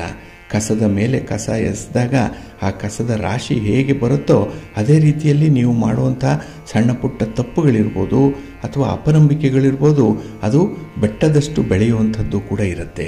ಹಾಗಾಗಿ ಅಂಥದ್ದನ್ನು ಕರಗಿಸಲಿಕ್ಕೆ ಬಹಳ ಕಷ್ಟ ಆಗುತ್ತೆ, ತಿಳಿಗೊಳಿಸಲಿಕ್ಕೆ ತುಂಬ ಪ್ರಯಾಸ ಪಡಬೇಕು. ಹಾಗಾಗಿ ಸಣ್ಣದರಲ್ಲಿ ಇರುವಾಗಲೇ ಅದನ್ನು ತಿಳಿಗೊಳಿಸ್ಕೊಳ್ಳಿ, ಅದನ್ನು ರಿಪೇರಿ ಮಾಡಿಕೊಳ್ಳಿ, ಅದನ್ನು ಬದಲಾವಣೆ ಮಾಡಿಕೊಳ್ಳಿ, ಒಳ್ಳೆಯ ಫಲವನ್ನು ಕಾಣಲಿಕ್ಕೆ ಸಾಧ್ಯವಾಗುತ್ತೆ. ಹಾಗೆ ಈ ದಿನ ಯಾವುದೇ ಸಂದರ್ಭದಲ್ಲೂ ಕೂಡ ನಿಮ್ಮ ಆರೋಗ್ಯದ ಕಡೆ ಗಮನ ಕೊಡಬೇಕು. ಇನ್ನು ಪ್ರಯಾಣದ ಸಂದರ್ಭ ಆಗಲಿ, ಬಂಡವಾಳವನ್ನು ಹಾಕಿ ವಸ್ತು ಖರೀದಿ ಮಾಡುವಂಥ ವಿಚಾರಗಳನ್ನಾಗಲಿ ಸ್ವಲ್ಪ ಎಚ್ಚರಿಕೆಯಿಂದ ಪರಿಪಾಲನೆ ಮಾಡಿ. ಏಕೆಂದರೆ ಹಣಕಾಸಿನ ವಿಚಾರವಾಗಿ ಅಷ್ಟೇನೂ ಉತ್ತಮವಾದಂತಹ ದಿನ ಅಲ್ಲ. ಇನ್ನು ದಾಂಪತ್ಯ ಜೀವನ ಕೂಡ ಅಷ್ಟೊಂದು ಅನುಕೂಲಕರವಾಗಿಲ್ಲ. ಅಲ್ಲೂ ಒಂದು ವಿರಸ, ಬೇಸರ ಅನ್ನುವಂಥದ್ದು ಇದೆ. ಏಕೆಂದರೆ ನಿಮ್ಮಲ್ಲಿರುವಂಥ ಒಂದು ಅಂತಃಶಕ್ತಿ ಇರ್ಬೋದು ಅಥವಾ ಅದನ್ನು ಅಹಂ ಅಂತ ಹೇಳಿ ಕೆಲವರು ಕರಿಬೋದು. ಅದರ ಪ್ರಭಾವ ಹೆಚ್ಚಾಗಿರೋದ್ರಿಂದ ಸ್ವಲ್ಪ ಹೊಂದಾಣಿಕೆ ಕಡಿಮೆ ಇರುತ್ತೆ. ಇದು ಮನಸ್ತಾಪಕ್ಕೆ ಕಾರಣವಾಗುತ್ತೆ. ಹಾಗಾಗಿ ಮನಸ್ಸನ್ನು ನಿಗ್ರಹ ಮಾಡಿಕೊಳ್ಳಿ, ನಿಮ್ಮ ಮನೆ ದೇವರನ್ನು ಸ್ಮರಣೆ ಮಾಡಿಕೊಳ್ಳಿ, ಗಣಪತಿಯನ್ನು ಆರಾಧನೆ ಮಾಡಿಕೊಳ್ಳಿ, ಗಣಪತಿಯ ಸ್ತೋತ್ರವನ್ನು ಹೇಳ್ಕೊಳ್ಳಿ. ದಿನ ಒಳ್ಳೆಯದಾಗತ್ತೆ. ನಿಮ್ಮ ಅದೃಷ್ಟದ ಬಣ್ಣ ಗುಲಾಬಿ, ಅದೃಷ್ಟದ ದಿಕ್ಕು ಈಶಾನ್ಯ ದಿಕ್ಕು, ಅದೃಷ್ಟ ಸಂಖ್ಯೆ 2. ಕರ್ಕಾಟಕ ರಾಶಿ. ಕರ್ಕಾಟಕ ರಾಶಿಯವರಿಗೆ ನಿಮ್ಮ ರಾಶಿಯ ಅಧಿಪತಿಯಾದಂತಹ ಚಂದ್ರ ನಿಮ್ಮ ರಾಶಿಯಲ್ಲಿ ಸ್ಥಿತನಾಗಿದ್ದಾನೆ. ಹಾಗಾಗಿನೇ ಮನಸ್ಸಿಗೆ ಒಂದು ರೀತಿಯಲ್ಲಿ ಸಮಾಧಾನ. ಎಷ್ಟೋ ಕಷ್ಟಪಟ್ಟು ಒಂದು ಹಂತಕ್ಕೆ ಬಂದಿದ್ದೀರಿ. ಇದು ಒಂದು ನಿರಾಳವಾಗಿ ದೀರ್ಘ ಉಸಿರನ್ನು ಬಿಡುವಂತಹ ಸಂದರ್ಭ. ಒಂದು ಬ್ರೀದಿಂಗ್ ಸ್ಪೇಸ್ ಅನ್ನುವಂಥದ್ದು ಬಹಳ ಚೆನ್ನಾಗಿದೆ. ಶ್ರೀರಾಮಚಂದ್ರನಿಗೆ ಬಂದಂತಹ ಕಷ್ಟಗಳು ಒಂದಾ ಎರಡ. ಮದುವೆಯಾದ ಹೊಸತರಲ್ಲಿ ಕಾಡಿಗೆ ಹೋಗಬೇಕಾಯಿತು. ಅಲ್ಲಿಂದ ಮತ್ತೆ ಕಾಣೆಯಾದಂತಹ ಸೀತೆಗೆ ಹುಡುಕಾಟ ಮಾಡಬೇಕಾಯಿತು. ರಾವಣನೊಡನೆ ಹೋರಾಟ ಮಾಡಬೇಕು. ಎಲ್ಲವೂ ಸರಿ ಹೋಯಿತು ಅನ್ನೋಷ್ಟರಲ್ಲಿ ಪರಮ ಪವಿತ್ರಳಾದಂತಹ ಸೀತೆಯ ಪಾವಿತ್ರತೆಯ ಬಗ್ಗೆ ಲೋಕಕ್ಕೆ ತಿಳಿಸ್ಕೊಡ್ಬೇಕು ಅಂತಲೇ ಅಲ್ಲಿ ಒಂದು ನಾಟಕ ಶುರುವಾಗತ್ತೆ. ಸೀತೆಯ ಅಗ್ನಿ ಪರೀಕ್ಷೆ ಆಗತ್ತೆ. ಅಂತಹ ಎಷ್ಟೆಷ್ಟೋ ಕಷ್ಟಗಳನ್ನು ಪಟ್ಟು ಅದರಿಂದ ಹೊರಬರುವಂತಹ ಸಂದರ್ಭದಲ್ಲಿ ಯಾವಾಗಲೂ ಕೂಡ ರಾಮ ಧೃತಿಗೆಡಲಿಲ್ಲ, ಆತ್ಮವಿಶ್ವಾಸವನ್ನು ಕಳ್ಕೊಳ್ಳಿಲ್ಲ. ರಾಮನಿಗೆ ಗೊತ್ತಿತ್ತು ಇದು ಕಷ್ಟದ ಪರಿಸ್ಥಿತಿ, ಕಷ್ಟ ಕಳೆದು ಸುಖ ಬಂದೇ ಬರುತ್ತೆ ಅನ್ನುವಂಥದ್ದು. ರಾತ್ರಿ ಕಳೆದ ಮೇಲೆ ಹಗಲು ಬರಲೇಬೇಕು, ಇದು ಪ್ರಕೃತಿಯ ನಿಯಮ. ಅದರಂತೆ ಈ ಸಂದರ್ಭದಲ್ಲೂ ಕೂಡ ನಿಮಗೆ ಕಷ್ಟಪಟ್ಟು ಎಷ್ಟೋ ಕೆಲಸಗಳನ್ನು ಮಾಡಿದ್ದೀರಿ, ಅವಮಾನವನ್ನು ಸಹಿಸಿಕೊಂಡಿದ್ದೀರಿ, ದುಃಖವನ್ನು ತಡ್ಕೊಂಡಿದ್ದೀರಿ, ಬೇರೆಯವರ ಕಿರುಕುಳವನ್ನು ಬಹಳ ಮೂಕರಂತೆ ನೀವು ಅನುಭವಿಸಿದ್ದೀರಿ. ಆದರೆ ಅದೆಲ್ಲದಕ್ಕೂ ಕೂಡ ಈ ದಿನ ಇತಿಶ್ರೀ ಹಾಡುವಂಥದ್ದು, ಹಾಗೆ ಅದರಿಂದ ಹೊರಬರುವಂಥ ಒಂದು ಸನ್ನಿವೇಶ ನಿಮಗೆ ಒದಗಿ ಬರ್ತಾ ಇದೆ. ಹಾಗಾಗಿ ಧರ್ಮದ ಹಾದಿಯನ್ನು ನೀವು ತುಳಿಯುವಂಥದ್ದು, ಧರ್ಮವನ್ನು ಬಿಟ್ಟು ನಡೆಯಲ್ಲ, ದಾನ ಧರ್ಮಾದಿ ವಿಚಾರಗಳಲ್ಲಿ ಹೆಚ್ಚು ಆಸಕ್ತಿ ಇರುವಂಥದ್ದು, ನಿಮ್ಮ ಮನೆ ದೇವರು ಕುಲದೇವರನ್ನು ಚೆನ್ನಾಗಿ ಪೂಜೆ ಮಾಡಬೇಕು, ಆರಾಧನೆ ಮಾಡಬೇಕು, ದರ್ಶನ ಮಾಡಬೇಕು ಅನ್ನುವಂಥ ಒಂದು ಮನಸ್ಥಿತಿ ಇದೆ. ನಿಮ್ಮ ಮನೋವಾಂಚಲ್ಯಗಳು, ಮನಸ್ಸಿನ ಬಯಕೆಗಳನ್ನು ಈಡೇರಿಸಿಕೊಳ್ಳುವಂಥ ಒಂದು ಪ್ರಯತ್ನ ಕೂಡ ಬಹಳ ಅದ್ಭುತವಾಗಿದೆ. ನಿಮ್ಮ ಪ್ರಯಾಣ ಒಳ್ಳೆಯ ಶುಭ ಲಾಭವನ್ನು ಕೊಡುತ್ತೆ. ಹಾಗೆ ಹಣಕಾಸಿನ ವಿಚಾರದಲ್ಲಿ ಯಾವುದೇ ಒಂದು ವ್ಯವಹಾರಗಳನ್ನು ಮಾಡ್ತಾ ಇದ್ದರೂ ಅತ್ಯುತ್ತಮವಾದಂತಹ ಫಲಗಳು ನಿಮಗೆ ಸಿಕ್ಕತ್ತೆ. ಹಾಗಾಗಿ ಯಾವುದೇ ಒಂದು ಸಂದರ್ಭದಲ್ಲೂ ನಿಮ್ಮತನವನ್ನು ಬಿಟ್ಕೊಡ್ಬೇಡಿ. ನಿಮ್ಮಲ್ಲಿರುವಂಥ ಆತ್ಮವಿಶ್ವಾಸವನ್ನು ಕಡಿಮೆ ಮಾಡಿಕೊಳ್ಬೇಡಿ. ಹೆಚ್ಚು ಹೆಚ್ಚಾಗ್ತಾ ಇರಬೇಕು. ದಿನಗಳೆದಂತೆ ಹೇಗೆ ಬುದ್ಧಿಶಕ್ತಿ ಹೆಚ್ಚಾಗಬೇಕು ಅದೇ ರೀತಿಯಲ್ಲಿ ಆತ್ಮವಿಶ್ವಾಸ ಕೂಡ ಹೆಚ್ಚಾಗ್ತಾ ಇರಬೇಕು. ಅಂಥ ಪ್ರಯತ್ನವನ್ನು ಮಾಡ್ತಾ ಇರಿ, ಒಳ್ಳೆಯದಾಗತ್ತೆ. ಹಾಗೆ ನಿಮ್ಮ ಮನೆ ದೇವರನ್ನು ಸ್ಮರಣೆ ಮಾಡಿಕೊಳ್ಳಿ, ಶ್ರೀರಾಮ ರಕ್ಷಾ ಸ್ತೋತ್ರವನ್ನು ಹೇಳ್ಕೊಳ್ಳಿ, ರಾಮನಾಮ ಜಪ ಮಾಡಿ. ಈ ದಿನ ಒಳ್ಳೆಯದಾಗುತ್ತೆ. ನಿಮ್ಮ ಅದೃಷ್ಟದ ಬಣ್ಣ ನೇರಳೆ, ಅದೃಷ್ಟದ ದಿಕ್ಕು ಈಶಾನ್ಯ ದಿಕ್ಕು, ಅದೃಷ್ಟ ಸಂಖ್ಯೆ 1. ಸಿಂಹರಾಶಿ. ಸಿಂಹರಾಶಿಯವರಿಗೆ ಈ ದಿನ ವ್ಯಯಸ್ಥಾನದಲ್ಲಿ ಚಂದ್ರ ಇರುವಂಥ ದಿನ. 12ನೇ ಮನೆಯಲ್ಲಿ ಚಂದ್ರ ಅಂದರೆ ಸ್ವಲ್ಪ ನಷ್ಟಗಳೇ ಇರುವಂಥದ್ದು. ಕೆಲಸ ಕಾರ್ಯಗಳು ಪೂರ್ಣ ಆಗಲ್ಲ. ಹಾಗಾಗಿ ಮನಸ್ಸಿಗೆ ಸ್ವಲ್ಪ ನಿರಾಸೆ ಉಂಟಾಗುವಂಥದ್ದು. ಹಾಗೆ ಯಾವುದೇ ಒಂದು ಸಂದರ್ಭದಲ್ಲೂ ಕೂಡ ಸೋಲು ಮನಸ್ಸನ್ನು ಆವರಿಸ್ಕೊಂಡು ಬಿಟ್ಟಿರುತ್ತೆ. ಎಷ್ಟೇ ಪ್ರಯತ್ನ ಮಾಡಿದ್ರೂ ಅಷ್ಟೇ ಅನ್ನುವಂಥ ಒಂದು ವಿಚಾರಧಾರೆ ಮನಸ್ಸಿನಲ್ಲಿರುತ್ತೆ. ಅದು ನಿಮ್ಮ ತೀರ್ಮಾನ ಅಷ್ಟೇ. ಏಕೆಂದರೆ ಒಂದು ಆನೆ ಮರಿಯನ್ನು ಎಲ್ಲಿಗೂ ಹೋಗದಂತೆ ಸರಪಳಿಯಿಂದ ಕಟ್ಟಿ ಹಾಕಿರ್ತಾರೆ. ಆನೆ ಮರಿ ಅದರಿಂದ ಬಿಡಿಸ್ಕೊಳ್ಳಿಕ್ಕೆ ತುಂಬ ಪ್ರಯತ್ನ ಪಡುತ್ತೆ, ಆದರೆ ಅದು ಸಾಧ್ಯ ಆಗಲ್ಲ. ದಿನ ಕಳೆದಂತೆ ಅದು ತನ್ನ ಪ್ರಯತ್ನವನ್ನು ನಿಲ್ಲಿಸ್ಬಿಡುತ್ತೆ. ಹಾಗೆ ಈ ಆನೆ ಮರಿ ದೊಡ್ಡದಾಗಿ ಬೃಹತ್ ಸಲಗವಾಗಿ ಬೆಳೆದರೂ ಕೂಡ ಸರಪಳಿಯನ್ನೇ ಅಲ್ಲ, ಒಂದು ಬರಿಯ ಹಗ್ಗವನ್ನು ಕಟ್ಟಿದ್ರೂ ಕೂಡ ಅದು ಬಿಡಿಸ್ಕೊಳ್ಳಿಕ್ಕೆ ಹೋಗಲ್ಲ. ಯಾಕೆ ಅಂತ ಹೇಳಿದ್ರೆ ಅದಕ್ಕೆ ಗೊತ್ತಿದೆ ಎಷ್ಟೇ ಪ್ರಯತ್ನ ಮಾಡಿದ್ರೂ ಅದರಿಂದ ಬಿಡುಗಡೆ ಆಗಲ್ಲ ಅನ್ನುವಂಥ ವಿಚಾರ. ಕಾರಣ ಅದು ಹಗ್ಗವನ್ನೇ ಸರಪಳಿ ಅಂತ ಹೇಳಿ ನಂಬ್ಕೊಂಡು ಬಿಟ್ಟಿರುತ್ತೆ. ಹಾಗೆ ನೀವು ಕೂಡ ಯಾವುದೋ ಒಂದು ಕೆಲಸದಲ್ಲಿ ಒಂದೆರಡು ಬಾರಿ ಎಡವಿರ್ತೀರಿ. ಎಲ್ಲೋ ಸೋಲಾಗಿದೆ, ಎಲ್ಲೋ ಅವಮಾನ ಆಗಿದೆ, ಎಲ್ಲೋ ನಷ್ಟ ಆಗಿದೆ, ಎಲ್ಲೋ ನಿಮಗೆ ಜಯ ಸಿಕ್ಕಿಲ್ಲ ಅಂಥ ಒಂದು ಸ್ಥಿತಿಯನ್ನು ಮನಸ್ಸಿನಲ್ಲಿ ಆಗಾಗ್ಗೆ ಕಲ್ಪಿಸ್ಕೊಳ್ತಾ ಇರ್ತೀರಿ. ಅದರಿಂದಲೇ ಆನೆಯ ಸರಪಳಿಯಂತೆ ಭದ್ರವಾಗಿ ಕುಳಿತು ನಿಮ್ಮ ಆತ್ಮವಿಶ್ವಾಸವನ್ನು ಅದು ಹಾಳು ಮಾಡ್ತಾ ಇರುತ್ತೆ. ಹೀಗಾಗಿ ನಿಮ್ಮ ಪ್ರಯತ್ನವನ್ನು ನಿಲ್ಲಿಸುವಂಥದ್ದು ಕೂಡ ಇರುತ್ತೆ. ಆದರೆ ಈ ರೀತಿಯಲ್ಲಿ ನೀವು ನಿಲ್ಲಿಸುವಂಥದ್ದನ್ನು, ನಿಮ್ಮ ಪ್ರಯತ್ನವನ್ನು ತುಂಬ ತಪ್ಪಾಗಿರುವಂಥದ್ದು, ತುಂಬ ಅಪಾಯಕಾರಿ ಇದು. ಹಾಗಾಗಿನೇ ನಿಮ್ಮ ಪ್ರಯತ್ನವನ್ನು ನಿಲ್ಲಿಸಬೇಡಿ, ಆತ್ಮವಿಶ್ವಾಸವನ್ನು ಕಳ್ಕೊಳ್ಬೇಡಿ, ಮರಳಿ ಯತ್ನವ ಮಾಡ್ತಾ ಇರಬೇಕು. ಒಂದಲ್ಲ ಒಂದು ಸಂದರ್ಭದಲ್ಲಿ ಅದು ಸಕ್ಸಸ್ಸನ್ನು ಕಾಣುತ್ತೆ. ಹಾಗೆ ಜೀವನದಲ್ಲಿ ಪೂರ್ತಿಯಾಗಿ ನಿಮಗೆ ಒಳ್ಳೆಯ ಲಾಭಗಳು, ಅನುಕೂಲಗಳು ಪ್ರತಿನಿತ್ಯ ಸಿಕ್ಕಬೇಕು ಅಂತ ಹೇಳಿ ಬಯಸುವಂಥದ್ದು ತಪ್ಪು. ಯಾವಾಗ ನಿಮಗೆ ಅನುಕೂಲ ಇದೆ ಅದನ್ನು ಅನುಭವಿಸಬೇಕು, ನಾಳೆಗಾಗಿ ಅದನ್ನು ಉಳಿಸ್ಕೊಳ್ಬೇಕು. ಹಾಗೆ ಅನಾನುಕೂಲತೆಗಳು ಆದಾಗ ಎಲ್ಲಿ ಆಯಿತು, ಯಾಕೆ ಆಯಿತು ಅನ್ನುವಂಥ ಅಂತರಾವಲೋಕನವನ್ನು ಮಾಡಿಕೊಳ್ಬೇಕು, ಆತ್ಮಾವಲೋಕನವನ್ನು ಮಾಡಿಕೊಳ್ಬೇಕು, ಇಂಟ್ರಾಸ್ಪೆಕ್ಟ್ ಮಾಡಿಕೊಳ್ಬೇಕು. ಇದರಿಂದ ನಿಮ್ಮ ತಪ್ಪುಗಳನ್ನು ಸರಿಪಡಿಸ್ಕೊಳ್ಳಿಕ್ಕೆ ಸಾಧ್ಯವಾಗುತ್ತೆ. ಹಾಗಾಗಿ ನೀವು ಎಷ್ಟೇ ಬಲಿಷ್ಠವಾಗಿರಿ, ಎಷ್ಟೇ ಶ್ರೀಮಂತವಾಗಿರಿ, ಎಷ್ಟೇ ಬುದ್ಧಿಶಕ್ತಿ ಇರಲಿ, ಒಂದಲ್ಲ ಒಂದು ಸಂದರ್ಭದಲ್ಲಿ ಓವರ್ ಕಾನ್ಫಿಡೆನ್ಸಿಂದ ಎಡವುವಂಥ ಸಾಧ್ಯತೆಗಳಿರುತ್ತೆ. ಸ್ವಲ್ಪ ಜಾಗ್ರತೆ. ನಿಮ್ಮ ಮನೆ ದೇವರನ್ನು ಸ್ಮರಣೆ ಮಾಡ್ಕೊಳ್ತಾ ಇರಿ. ಹಾಗೆ ಭಕ್ತಿಯಿಂದ ಮಹಾಲಕ್ಷ್ಮಿಯನ್ನು ಆರಾಧನೆ ಮಾಡಿ ಮಹಾವಿಷ್ಣುವನ್ನು ಪ್ರಾರ್ಥನೆ ಮಾಡಿಕೊಳ್ಳಿ, ಒಳ್ಳೆಯದಾಗುತ್ತೆ. ನಿಮ್ಮ ಅದೃಷ್ಟದ ಬಣ್ಣ ಕೆಂಪು, ಅದೃಷ್ಟದ ದಿಕ್ಕು ಉತ್ತರ ದಿಕ್ಕು, ಅದೃಷ್ಟ ಸಂಖ್ಯೆ 1. ಕನ್ಯಾ ರಾಶಿ. ಕನ್ಯಾ ರಾಶಿಯವರಿಗೆ ಈ ದಿನ ಲಾಭಸ್ಥಾನದಲ್ಲಿ ಚಂದ್ರ ಇರುವಂಥ ದಿನ. ಹಾಗಾಗಿನೇ ಕೆಲಸ ಕಾರ್ಯಗಳಿಂದ ಉತ್ತಮವಾದಂಥ ಲಾಭ ಇದೆ. ಆದರೆ ಈ ಆತುರದ ನಿರ್ಧಾರಗಳನ್ನು ಕೈಗೊಂಡು ಕೆಲವೊಮ್ಮೆ ಎಡೆರುವಂಥದ್ದು ಇದೆ. ಆದರೆ ಈ ಸೋಲು, ಈ ಎಡರು ತೊಡರುಗಳೇನಿದೆ ಅದನ್ನು ನಿವಾರಣೆ ಮಾಡಿಕೊಳ್ಳುವಂಥ ಒಂದು ಬುದ್ಧಿ ನಿಮಗಿರುತ್ತೆ. ಹೊಸದಾಗಿ ಒಂದು ಜ್ಞಾನ ಸಂಪಾದನೆ ಆಗುವಂಥದ್ದು ಇದೆ. ಹಾಗಾಗಿ ಈ ದಿನ ಹೊಸ ಜ್ಞಾನ ಸಂಪಾದನೆ ಅಷ್ಟೇ ಅಲ್ಲ, ಹಣಕಾಸಿನ ಸಂಪಾದನೆ ಕೂಡ ಚೆನ್ನಾಗಿರುತ್ತೆ. ನಿಮ್ಮ ವ್ಯಾಪಾರ, ವ್ಯವಹಾರ, ನಿಮ್ಮ ಚಟುವಟಿಕೆ, ನಿಮ್ಮ ಸ್ವಂತ ಬಿಸಿನೆಸ್ ಕೂಡ ಈ ದಿನ ನಿಮಗೆ ಸಮಾಧಾನವನ್ನು ತರುವಂಥ ರೀತಿಯಲ್ಲಿ ಪ್ರೋಗ್ರೆಸಿವ್ ಆಗಿರುತ್ತೆ. ಹಾಗೆ ದಾಂಪತ್ಯ ಜೀವನ ಕೂಡ ಮಧುರವಾಗಿರುತ್ತೆ. ಪ್ರೇಮಿಗಳಿಗೂ ಕೂಡ ಒಳ್ಳೆಯ ದಿನ ಇದು. ಏಕೆಂದರೆ ತಿಳುವಳಿಕೆ ಚೆನ್ನಾಗಿದೆ, ಅಂಡರ್ಸ್ಟ್ಯಾಂಡಿಂಗ್ ಚೆನ್ನಾಗಿದೆ. ಹಾಗಾಗಿನೇ ನಿಮ್ಮ ಕೆಲಸ ಕಾರ್ಯಗಳಲ್ಲಿ ನಿಮ್ಮ ಸಂಗಾತಿಯ ಸಹಕಾರ ಕೂಡ ನಿಮಗೆ ವಿಶೇಷವಾಗಿ ಒದಗಿ ಬರ್ತಾ ಇರುತ್ತೆ.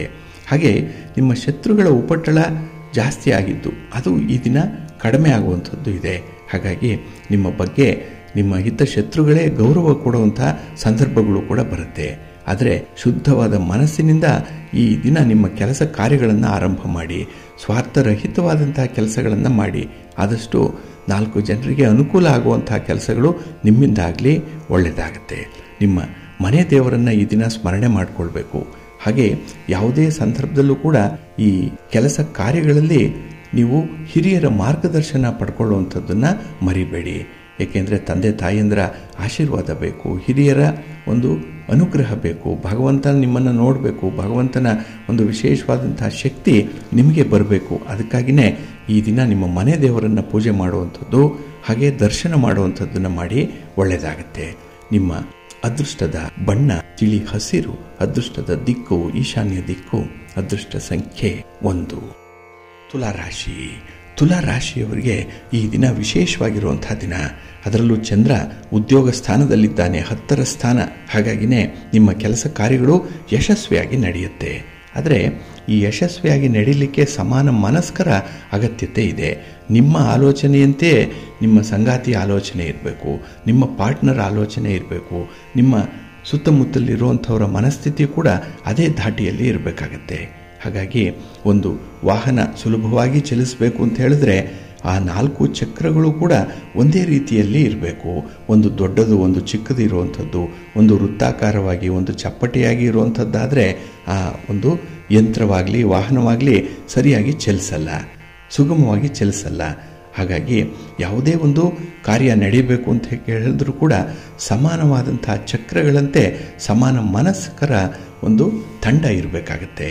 ಹಾಗಾಗಿ ಲೈಕ್ ಮೈಂಡೆಡ್ ಪೀಪಲ್ ಇದ್ದರೆ ಕೆಲಸಗಳು ಯಶಸ್ವಿ ಆಗುತ್ತೆ. ಅಂಥ ಒಂದು ಯಶಸ್ವಿ ದಿನ ನಿಮ್ಮದು. ಏಕೆಂದರೆ ನಿಮ್ಮ ಸುತ್ತಮುತ್ತಲಿರುವಂಥವರೆಲ್ಲ ನಿಮ್ಮಂತೆಯೇ ಆಲೋಚನೆ ಮಾಡುವಂಥವ್ರು. ಹಾಗಾಗಿ ಕೆಲಸ ಕಾರ್ಯಗಳು ತುಂಬ ಸ್ಮೂತಾಗಿ ನಡೆಯುತ್ತೆ, ಬೇಗ ನಡೆಯುವಂಥದ್ದು ಇದೆ. ಹಾಗಾಗಿ ಈ ದಿನ ಅಂಥ ವ್ಯಕ್ತಿಗಳ ಪರಿಚಯ ಆಗುವಂಥದ್ದು, ನಿಮ್ಮ ಬಂಧುಗಳೇ ಅಂಥ ವ್ಯಕ್ತಿಗಳನ್ನು ಪರಿಚಯ ಮಾಡುವಂಥ ಸಾಧ್ಯತೆಗಳು ಇರುತ್ತೆ. ಹಾಗೆ ಈ ದಿನ ಭೂಮಿಯಲ್ಲಿ ಬಿದ್ದ ಬೀಜ ಹೇಗೆ ಒಂದು ಮೊಳಕೆ ಒಡೆದು ಗಿಡವಾಗಿ ಬೆಳೆಯುತ್ತೋ ಅದೇ ರೀತಿಯಲ್ಲಿ ನೀವು ಒಂದು ವಿಚಾರಗಳನ್ನು ಈ ದಿನ ಮನಸ್ಸಿಗೆ ಹಾಕಿಕೊಳ್ತೀರಿ. ಹೊಸ ವಿಚಾರಗಳು, ಭವಿಷ್ಯಕ್ಕೆ ಬೇಕಾದಂತಹ ವಿಚಾರಗಳು, ನಿಮ್ಮ ಒಂದು ದಾಂಪತ್ಯ ಜೀವನದಲ್ಲಿ ಸಮೃದ್ಧಿಯನ್ನು ಕಾಣುವಂತಹ ವಿಚಾರಗಳು, ಇದು ಉತ್ತಮವಾದಂತಹ ಒಂದು ಲಾಭವನ್ನು ಮುಂದೆ ಕೊಡುತ್ತೆ. ಏಕೆಂದರೆ ಆ ಬೀಜ ಈಗಾಗಲೇ ನಿಮ್ಮ ಮನಸ್ಸಿನಲ್ಲಿ ಅಂಕುರಾರ್ಪಣವಾಗಿರುವಂಥದ್ದು, ಅದು ಬೆಳೆದು ನಾಳೆ ದೊಡ್ಡದಾಗೇ ಆಗುತ್ತೆ. ಅದಕ್ಕೆ ಬೇಕಾದಂಥ ಒಂದು ಪೂರಕವಾದಂತಹ ಸೌಲಭ್ಯಗಳನ್ನು ಕೊಡಿ. ಗಾಳಿ, ನೀರು, ಬೆಳಕು, ಗೊಬ್ಬರ ಇತ್ಯಾದಿಗಳನ್ನು ಕೊಟ್ಟರೆ ಬೀಜ ಬಹಳ ಬೇಗ ಬೆಳೆಯುತ್ತೆ. ಅದೇ ರೀತಿಯಲ್ಲಿ ನಿಮ್ಮ ಒಂದು ಆಲೋಚನೆಗಳಿಗೆ ಪೂರಕವಾದಂತಹ ಸೌಲಭ್ಯಗಳನ್ನು ಕೊಡಿ. ನಿಮ್ಮ ಸಂಗಾತಿ, ಪ್ರೀತಿ ಪಾತ್ರರ ಸಪೋರ್ಟ್ ಅದಕ್ಕಿರಲಿ. ಮನೆಯಲ್ಲಿರುವಂಥ ಹಿರಿಯರ ಆಶೀರ್ವಾದ ಇರಲಿ, ಭಗವಂತನ ಅನುಗ್ರಹ ಇರಲಿ. ವಿಶೇಷವಾಗಿ ಅದು ನಿಮ್ಮದಾಗುತ್ತೆ. ಅದರಿಂದ ಬರುವಂಥ ಫಲಗಳು ಕೂಡ ನಿಮ್ಮ ಒಂದು ಸ್ವಂತಿಕೆಯಲ್ಲಿ ಇರುತ್ತೆ. ಹಾಗಾಗಿ ಈ ದಿನ ನಿಮ್ಮ ಮನೆ ದೇವರನ್ನು ಸ್ಮರಣೆ ಮಾಡ್ತಾ ಇರಿ. ಹಾಗೆ ಭಕ್ತಿಯಿಂದ ಶ್ರೀರಾಮ ರಕ್ಷಾ ಸ್ತೋತ್ರವನ್ನು ಹೇಳ್ಕೊಳ್ಳಿ, ರಾಮನಾಮ ಜಪ ಮಾಡಿ, ಒಳ್ಳೆಯದಾಗತ್ತೆ. ನಿಮ್ಮ ಅದೃಷ್ಟದ ಬಣ್ಣ ನೇರಳೆ, ಅದೃಷ್ಟದ ದಿಕ್ಕು ಈಶಾನ್ಯ ದಿಕ್ಕು, ಅದೃಷ್ಟ ಸಂಖ್ಯೆ 1. ವೃಶ್ಚಿಕ ರಾಶಿ. ವೃಶ್ಚಿಕ ರಾಶಿಯವರಿಗೆ ಈ ದಿನ ಚಂದ್ರ 9ರ ಸ್ಥಾನದಲ್ಲಿದ್ದಾನೆ. ಭಾಗ್ಯಸ್ಥಾನ ಇದು. ಅಂದರೆ ಈ ದಿನ ಭಾಗ್ಯೋದಯ ಆಗುವಂತಹ ಸಂದರ್ಭಗಳಲ್ಲಿ ಸ್ವಲ್ಪ ತಾಪತ್ರಯಗಳು ಇರುತ್ತೆ. ಎಲ್ಲೋ ಕಷ್ಟಪಡಬೇಕು, ಯಾರದ್ದೋ ಒಂದು ಕೈವಾಡ ಇದೆ, ಹಾಗಾಗಿ ಕೈಗೆ ಬಂದ ತುತ್ತು ಬಾಯಿಗೆ ಬರಲ್ಲ. ಹಾಗಾಗಿನೇ ನಿರಾಸೆ, ಒಂದು ಜಿಗುಪ್ಸೆ ಅನ್ನುವಂಥದ್ದು ಈ ದಿನ ವಿಶೇಷವಾಗಿ ನಿಮ್ಮ ಸ್ವಭಾವದಲ್ಲಿರುತ್ತೆ. ಹಾಗೆ ಯಾವುದೇ ಸಂದರ್ಭದಲ್ಲೂ ಕೂಡ ಕೆಲವೊಂದು ವಿಚಾರಗಳನ್ನು ಹೆಚ್ಚಾಗಿ ಯೋಚನೆ ಮಾಡುವಂಥದ್ದು, ಓವರ್ ಥಿಂಕಿಂಗ್ ಅನ್ನುವಂಥದ್ದು ಇದೆ.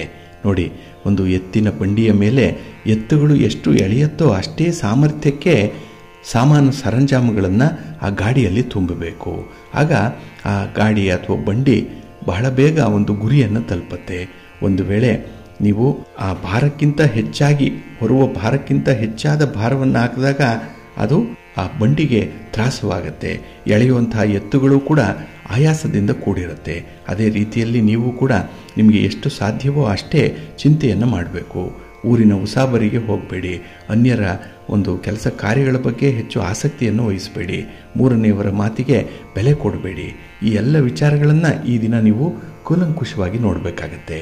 ಹಾಗಾಗಿ ನಿಮ್ಮ ಜೀವನದ ಬಂಡಿ ಸಾಗಬೇಕು ಅಂತ ಹೇಳಿದ್ರೆ ನಿಮ್ಮ ಮನಸ್ಸಿನಲ್ಲಿ ಕಡಿಮೆ ಚಿಂತೆಗಳು ಇರಬೇಕು. ಅದಕ್ಕಾಗಿಯೇ ನಿಮ್ಮ ಸಮಸ್ಯೆಗಳಾಗಲಿ ಯಾವುದೇ ರೀತಿಯ ತೊಂದರೆಗಳನ್ನಾಗಲಿ ಆಗಾಗ್ಗೆ ಅದನ್ನು ಪರಿಶೀಲನೆ ಮಾಡಿ ಸಾಲ್ವ್ ಮಾಡಿಕೊಳ್ಳುವಂಥದ್ದು ಬಹಳ ಉತ್ತಮ. ಅದಕ್ಕಾಗಿಯೇ ಸಾಲ್ವ್ ದ ಪ್ರಾಬ್ಲಮ್ ಅಂತಾರೆ, ಅಥವಾ leave the problem but do not leave with the problem ಅನ್ನುವಂಥದ್ದು ಹಿರಿಯರ ಮಾತು. ಸಮಸ್ಯೆಯ ಜೊತೆಯಲ್ಲೇ ಬದುಕಬೇಡಿ. ಏಕೆಂದರೆ ಸಮಸ್ಯೆನ ಸಾಲ್ವ್ ಮಾಡ್ಕೊಳ್ಳಿ, ಇಲ್ಲಾಂದರೆ ಸಮಸ್ಯೆ ಇದೆ ಅಂತ ಹೇಳಿ ಆ ಕೆಲಸವನ್ನು ಬಿಟ್ಟುಬಿಡಿ. ಆದರೆ ಆ ಸಮಸ್ಯೆಯನ್ನೇ ಕ್ಯಾರಿ ಓವರ್ ಮಾಡುವಂಥದ್ದು ಮಹಾ ಅಪಾಯಕಾರಿಯಾಗಿರುವಂಥದ್ದು. ಅಂಥ ಒಂದು ಸನ್ನಿವೇಶ ಈ ದಿನ ಇದೆ, ಅದನ್ನು ನೀವು ತಿಳಿಗೊಳಿಸ್ಕೊಳ್ಬೇಕಾಗತ್ತೆ. ಅದಕ್ಕಾಗಿ ಈ ದಿನ ನಿಮ್ಮ ಒತ್ತಡದ ಜೀವನದ ಮಧ್ಯೆ ಕೂಡ ಏನಾದರೂ ಒಂದು ಸಾಧನೆ ಮಾಡಬೇಕು ಅನ್ನುವಂಥ ಒಂದು ಅಭಿಲಾಷೆ ಇದೆ. ಆದರೆ ಕೈ ನಡೆಯಲ್ಲ, ಪರಿಸ್ಥಿತಿ ಸರಿ ಇರಲ್ಲ, ಬೇರೆಯವರ ಸಹಕಾರ ಇಲ್ಲ, ಸಹಾಯ ಇಲ್ಲ, ಮಾರ್ಗದರ್ಶನ ಇಲ್ಲ. ಇಂಥದ್ರ ಮಧ್ಯೆ ಹೇಗಾದರೂ ಕೂಡ ನೀವು ಸಾಧನೆ ಮಾಡಲಿಕ್ಕೆ ಆಗತ್ತೆ ಅನ್ನುವಂಥ ವಿಚಾರವನ್ನು ನೋಡಿ. ಆದರೆ ಸಣ್ಣ ಮಟ್ಟದಲ್ಲಿ ಆತ್ಮವಿಶ್ವಾಸ ಇದ್ದರೆ ಎಲ್ಲವೂ ಕೂಡ ಸಾಧ್ಯವಾಗುತ್ತೆ. ಎಂತೆಂಥವು ಮಹನೀಯರೋ ಎಷ್ಟೋ ಕಷ್ಟದ ಪರಿಸ್ಥಿತಿಗಳನ್ನು ಎದುರಿಸಿ ಒಂದು ಹಂತಕ್ಕೆ ಬಂದು ನೆಮ್ಮದಿಯ ಜೀವನವನ್ನು ನಡೆಸಿದ್ದಾರೆ. ಇದನ್ನು ಉದಾಹರಣೆಯಾಗಿ ತೆಗೆದುಕೊಳ್ಳಿ, ಒಳ್ಳೆಯದಾಗತ್ತೆ. ನಿಮ್ಮ ಇಷ್ಟ ದೇವರನ್ನು ಈ ದಿನ ಆರಾಧನೆ ಮಾಡಿಕೊಳ್ಳಿ. ಹಾಗೆ ಭಕ್ತಿಯಿಂದ ಈ ದಿನ ನೀವು ದುರ್ಗಾ ಸ್ತೋತ್ರವನ್ನು ಹೇಳ್ಕೊಳ್ಳಿ, ಅಮ್ಮನವರ ದರ್ಶನ ಮಾಡಿ, ಒಳ್ಳೆಯದಾಗುತ್ತೆ. ನಿಮ್ಮ ಅದೃಷ್ಟದ ಬಣ್ಣ ಕೆಂಪು, ಅದೃಷ್ಟದ ದಿಕ್ಕು ಉತ್ತರ ದಿಕ್ಕು, ಅದೃಷ್ಟ ಸಂಖ್ಯೆ 9. ಧನುರಾಶಿ. ಧನುರಾಶಿಯವರಿಗೆ ಈ ದಿನ ಅಷ್ಟಮದಲ್ಲಿ ಚಂದ್ರ ಇರುವಂತಹ ದಿನ. ಇಲ್ಲಿ 8ನೇ ಮನೆಯಲ್ಲಿ ಚಂದ್ರ ಅಂದರೆ ದುಸ್ಥಾನ. ಹಾಗಾಗಿನೇ ಒಂದೆರಡು ವಿಚಾರಗಳಲ್ಲಿ ನೀವು ತುಂಬ ಎಚ್ಚರಿಕೆಯಿಂದ ಇರಬೇಕಾಗತ್ತೆ. ಯಾವುದೇ ಸಂದರ್ಭದಲ್ಲೂ ಕೂಡ ನಿಮ್ಮ ಕೆಲಸ ಕಾರ್ಯಗಳನ್ನು ನೀವು ಅನುಭವಿಸಬೇಕು. ಅದರಿಂದ ಬರುವಂತಹ ಸಾರವನ್ನು ನೀವು ಧನಾತ್ಮಕವಾಗಿ ಸ್ವೀಕರಿಸಬೇಕು. ಬೇರೆಯವರ ತಪ್ಪುಗಳನ್ನು ಹುಡುಕ್ಲಿಕ್ಕೆ ಹೋಗಬೇಡಿ. ಸನ್ನಿವೇಶ ಸರಿ ಇಲ್ಲ ಅಂತ ಹೇಳಿ ಈ ಸನ್ನಿವೇಶವನ್ನು ವಾತಾವರಣವನ್ನು ದೂರಬೇಡಿ. ಅದಕ್ಕೆ ನೀವು ಎಷ್ಟು ಕಾರಣ ಅನ್ನುವಂಥದ್ದನ್ನು ಈ ದಿನ ಆತ್ಮಾವಲೋಕನ ಮಾಡಿಕೊಳ್ಬೇಕಾಗತ್ತೆ. ಹಾಗೆ ಈ ದಿನ ಗುರು ಹಿರಿಯರ ಒಂದು ಮಾರ್ಗದರ್ಶನದಲ್ಲೇ ನಡೆಯಬೇಕು. ಆದರೆ ಅವರ ಮಾತನ್ನು ಕೇಳಿಸ್ಕೊಳ್ಳುವಷ್ಟು ಪುರ್ಸೊತ್ತಿಲ್ಲ, ಅಷ್ಟೊಂದು ತಾಳ್ಮೆ ಇಲ್ಲ. ಹಾಗಾಗಿನೇ ಕೆಲವೊಂದು ಪ್ರಮುಖ ವಿಚಾರಗಳನ್ನು ಕೂಡ ಮುಂದೂಡುವಂಥ ಸಾಧ್ಯತೆಗಳಿರುತ್ತೆ. ಹಾಗಾಗಿ ಈ ಕೆಲಸ ಕಾರ್ಯಗಳನ್ನು ಚಟುವಟಿಕೆಗಳನ್ನು ಮುಂದೂಡಿದಷ್ಟು ನಿಮಗೆ ಬರುವಂತಹ ಫಲಗಳು ಕಡಿಮೆ ಆಗ್ತಾ ಇರುತ್ತೆ. ಹಾಗೆ ಈ ದಿನ ನಿಮ್ಮ ದೇಹ ಸೌಂದರ್ಯಕ್ಕಾಗಿ ಮಾಡುವಂತಹ ಪರಿಶ್ರಮಗಳೇನಿದೆ ಅದು ಒಳ್ಳೆಯ ಫಲವನ್ನು ಕೊಡಲ್ಲ. ಹಾಗಾಗಿನೇ ಈ ದಿನ ನಿಮ್ಮ ಆರೋಗ್ಯದ ಕಡೆ ಸ್ವಲ್ಪ ಗಮನ ಕೊಡಬೇಕು. ಜೊತೆಗೆ ಪ್ರಯಾಣದ ವಿಚಾರದಲ್ಲಿ ಎಚ್ಚರಿಕೆಯಿಂದ ಇರಬೇಕು. ದೂರದ ಪ್ರಯಾಣವನ್ನು ಮಾಡಬೇಡಿ, ಆದಷ್ಟು ಅದನ್ನು ಅವಾಯ್ಡ್ ಮಾಡುವಂಥದ್ದು ಉತ್ತಮ. ಇನ್ನು ನಿಮ್ಮ ದಾಂಪತ್ಯ ಜೀವನ ಕೂಡ ಈ ದಿನದಲ್ಲಿ ಮಿಶ್ರ ಫಲಗಳಿಂದ ಕೂಡಿರುವಂಥದ್ದು. ಎಲ್ಲ ಒಂದು ಕಡೆ ನಿಮ್ಮ ಮುಂದಿನ ಜೀವನಕ್ಕಾಗಿ ಕೆಲವೊಂದು ತೀರ್ಮಾನಗಳನ್ನು ಕೈಗೊಳ್ತೀರಿ. ಆದರೆ ಅಂತಹ ತೀರ್ಮಾನಗಳಿಗೆ ಯಾರದ್ದೂ ಕೂಡ ಬೆಂಬಲ ಅನ್ನುವಂಥದ್ದು ಇರಲ್ಲ. ಒತ್ತಡದ ಜೀವನ ನಡೆಸಬೇಕಾಗತ್ತೆ. ಹಾಗಾಗಿ ಯಾರಿಂದ ನಿಮಗೆ ಅನುಕೂಲ ಆಗುತ್ತೆ ಅನಾನುಕೂಲ ಆಗುತ್ತೆ ಅನ್ನುವಂಥ ವಿಚಾರಗಳನ್ನು ಈ ದಿನ ನೀವು ಅರ್ಥೈಸ್ಕೊಳ್ಬೇಕಾಗತ್ತೆ. ಹಾಗಾಗಿ ನೀವು ಬೇರೆಯವರನ್ನ ಸ್ಟಡಿ ಮಾಡುವಂಥದ್ದಲ್ಲ, ನಿಮ್ಮನ್ನ ನೀವು ಮೊದಲು ತಿಳ್ಕೊಳ್ಬೇಕು, ತಿಳುವಳಿಕೆ ಹೆಚ್ಚಾಗಬೇಕು. ಆಗ ಮಾತ್ರ ಕೆಲಸಗಳನ್ನು ಮಾಡುವಂತಹ ದಾಟಿಯಲ್ಲಿ ಸ್ವಲ್ಪ ಬದಲಾವಣೆಗಳಾಗತ್ತೆ. ಹಾಗೆ ನಿಮ್ಮ ಒಂದು ನಾಲೆಡ್ಜ್ ಅನ್ನಾಗ್ಲಿ, ನಿಮ್ಮ ಒಂದು ಟೆಕ್ನಾಲಜಿಯನ್ನಾಗ್ಲಿ ಅಪ್ಗ್ರೇಡ್ ಮಾಡ್ಕೊಳ್ಳುವಂತಹ ಪ್ರಯತ್ನ ಮಾಡಿ, ಒಳ್ಳೆದಾಗತ್ತೆ. ನಿಮ್ಮ ಮನೆ ದೇವರನ್ನ ಸ್ಮರಣೆ ಮಾಡ್ಕೊಳ್ಳಿ, ಭಕ್ತಿಯಿಂದ ಶಿವ ಪಾರ್ವತಿಯರ ದರ್ಶನ ಮಾಡಿ, ಶಿವಸ್ತೋತ್ರ ಹೇಳ್ಕೊಳ್ಳಿ, ಒಳ್ಳೆದಾಗತ್ತೆ. ನಿಮ್ಮ ಅದೃಷ್ಟದ ಬಣ್ಣ ನೇರಳೆ, ಅದೃಷ್ಟದ ದಿಕ್ಕು ಈಶಾನ್ಯ ದಿಕ್ಕು, ಅದೃಷ್ಟ ಸಂಖ್ಯೆ 1. ಮಕರ ರಾಶಿ. ಮಕರ ರಾಶಿಯವರಿಗೆ ಈ ದಿನ ಕಳತ್ರ ಸ್ಥಾನದಲ್ಲಿ ಚಂದ್ರ ಇರುವಂತಹ ದಿನ. 7ನೇ ಮನೆ. ಎಲ್ಲ ಕೆಲಸ ಕಾರ್ಯಗಳು ಕೂಡ ಸಮಯಕ್ಕೆ ಸರಿಯಾಗಿ ಪೂರ್ಣಗೊಳ್ಳುವಂತಹ ದಿನ. ಹಾಗೆ ದೇಹಕ್ಕೆ ಸ್ವಲ್ಪ ಆಯಾಸ ಆಗ್ಬೋದು, ಆದರೆ ಈ ದೇಹದಿಂದ ಆಗುವಂತಹ ಕೆಲಸ ಕಾರ್ಯಗಳಿಂದ ಬರುವಂತಹ ಫಲಗಳೇನಿದೆ ಅದು ನಿಮಗೆ ಹೆಚ್ಚು ಸಂತೋಷವನ್ನು ತರುತ್ತೆ. ಹಾಗೆ ಊಟ ತಿಂಡಿಯ ಬಗ್ಗೆ ಕೂಡ ಈ ದಿನ ವಿಶೇಷವಾದಂತಹ ಕಾಳಜಿ ಇದೆ. ನಿಮ್ಮವರ, ನಿಮ್ಮ ಸಂಗಾತಿ, ನಿಮ್ಮ ಪ್ರೀತಿ ಪಾತ್ರರ, ನಿಮ್ಮ ಸ್ನೇಹಿತರ ಹಿತವನ್ನು ಕಾಪಾಡುವಂಥದ್ದು, ಅವರಿಗಾಗಿ ಕೆಲವೊಂದು ಕೆಲಸ ಕಾರ್ಯಗಳನ್ನು ಬಹಳ ಮುತುವರ್ಜಿಯಿಂದ ಮಾಡುವಂಥದ್ದು ಕೂಡ ಇದೆ. ಹಾಗೆ ನಿಮ್ಮ ಸಂಗಾತಿ ಒಂದು ಮಾತನ್ನು ಹೇಳಿದ್ರೆ ಅದನ್ನು ನಡೆಸ್ಕೊಡುವಂಥ ಒಂದು ಪ್ರಯತ್ನದಲ್ಲೂ ಕೂಡ ಇರ್ತೀರಿ. ಒಟ್ಟಾರೆ ಈ ದಿನ ಕೊಟ್ಟ ಮಾತನ್ನು ಉಳಿಸ್ಕೊಳ್ಳುವಂಥದ್ದು, ಆಡಿದ ಮಾತಿಗೆ ಬದ್ಧರಾಗುವಂಥ ಸಾಧ್ಯತೆಗಳು ಜಾಸ್ತಿ ಇರುತ್ತೆ. ಇನ್ನು ಕೌಟುಂಬಿಕ ಸೌಕರ್ಯಗಳಿಗಾಗಿ ಹೆಚ್ಚಿನ ಹಣ ಖರ್ಚಾಗ್ಬೋದು, ಆದರೂ ಕೂಡ ಆ ಸೌಕರ್ಯವನ್ನು ಅನುಭವಿಸ್ತೀರಿ, ಬಹಳ ಕಂಫರ್ಟಬಲ್ ಆಗಿರ್ತೀರಿ. ಹಾಗಾಗಿನೇ ನಿಮ್ಮ ಶ್ರಮ ಸಾರ್ಥಕವಾಗುತ್ತೆ, ಮನಸ್ಸಿಗೆ ಒಂದು ರೀತಿಯಲ್ಲಿ ತೃಪ್ತಿ ಇರುತ್ತೆ. ಹಾಗೆ ಈ ದಿನ ನಿಮ್ಮ ಕುಟುಂಬಸ್ಥರಲ್ಲಿ ಏನೋ ಒಂದು ಉದ್ವಿಗ್ನತೆ ಇರುವಂಥದ್ದು, ಏನೋ ಒಂದು ಟೆನ್ಷನ್ ಅನ್ನುವಂಥದ್ದು ಕಾಣಿಸುತ್ತೆ. ಆದರೆ ನಿಮ್ಮ ಉಪಸ್ಥಿತಿ ಆ ಒಂದು ಉದ್ವಿಗ್ನತೆಯನ್ನು ಕಡಿಮೆ ಮಾಡುತ್ತೆ, ಒತ್ತಡವನ್ನು ಕಡಿಮೆ ಮಾಡುತ್ತೆ. ಹಾಗಾಗಿ ನೀವು ಕೆಲಸ ಮಾಡುವಂಥದ್ದೇ ಬೇಡ, ನಿಮ್ಮ ಪ್ರೆಸೆನ್ಸ್ ಇದ್ರೂ ಸಾಕು, ಕೆಲಸಗಳು ತಾನಾಗಿ ಆಗುವಂಥದ್ದು ಇರುತ್ತೆ. ಹಾಗೆ ಈ ದಿನ ನಿಮ್ಮ ಬಂಧುಗಳ ಅಥವಾ ಮಿತ್ರರ ಉಪಚಾರ ಏನಿದೆ, ಅವರ ಶುಶ್ರೂಷೆ, ಲಾಲನೆ, ಪಾಲನೆ, ಇದರ ಬಗ್ಗೆ, ಹಾಸ್ಪಿಟಾಲಿಟಿಯ ಬಗ್ಗೆ ಈ ದಿನ ಹೆಚ್ಚು ಕಾಳಜಿ, ಕಳಕಳಿ ಎನ್ನುವಂಥದ್ದು ಇದೆ. ಹಾಗೆ ಕುಟುಂಬಸ್ಥರ ಆರೋಗ್ಯದ ಕಡೆ ಕೂಡ ಗಮನ ಕೊಡ್ತೀರಿ. ಇನ್ನು ನಿಮ್ಮ ಮಕ್ಕಳ ವಿಚಾರವಾಗಲಿ ಅಥವಾ ನಿಮ್ಮ ಸಂಗಾತಿ ಪ್ರೀತಿ ಪಾತ್ರರ ವಿಚಾರವಾಗಲಿ ತುಂಬ ಮುತುವರ್ಜಿಯಿಂದ ಕೆಲಸಗಳನ್ನು ಮಾಡ್ತೀರಿ. ಅವರ ಯೋಗಕ್ಷೇಮವನ್ನು ಚೆನ್ನಾಗಿ ವಿಚಾರ ಮಾಡ್ಕೊಳ್ತೀರಿ. ಹಾಗೆ ನಿಮ್ಮ ದಾಂಪತ್ಯ ಜೀವನ ಸುಖಮಯವಾಗಿರುತ್ತೆ. ಯಾರಿಗೆ ವಿವಾಹ ಆಗಿಲ್ಲ ಅಂಥವ್ರಿಗೂ ಕೂಡ ಈ ದಿನ ಒಂದು ಸಿಹಿ ಸುದ್ದಿ, ಎಲ್ಲ ಒಂದು ಮಾರ್ಗದರ್ಶನ, ಯಾರದ್ದೋ ಒಂದು ಭರವಸೆಯ ಮಾತು ನಿಮಗೆ ತುಂಬ ಇಷ್ಟವಾಗುತ್ತೆ. ನಿಮ್ಮ ಮನೆ ದೇವರನ್ನು ಸ್ಮರಣೆ ಮಾಡಿಕೊಳ್ಳಿ, ಶಿವ ಪಾರ್ವತಿಯರ ದರ್ಶನ ಮಾಡಿ, ಶಿವನ ಪರಿವಾರ ದೇವತೆಗಳನ್ನು ಪ್ರಾರ್ಥನೆ ಮಾಡಿಕೊಳ್ಳಿ. ಈ ದಿನ ಒಳ್ಳೆಯದಾಗತ್ತೆ. ನಿಮ್ಮ ಅದೃಷ್ಟದ ಬಣ್ಣ ಹಳದಿ, ಅದೃಷ್ಟದ ದಿಕ್ಕು ಈಶಾನ್ಯ ದಿಕ್ಕು, ಅದೃಷ್ಟ ಸಂಖ್ಯೆ 2. ಕುಂಭರಾಶಿ. ಕುಂಭರಾಶಿಯವರಿಗೆ ಈ ದಿನ ಷಷ್ಠ ಸ್ಥಾನದಲ್ಲಿ ಚಂದ್ರ ಇದ್ದಾನೆ.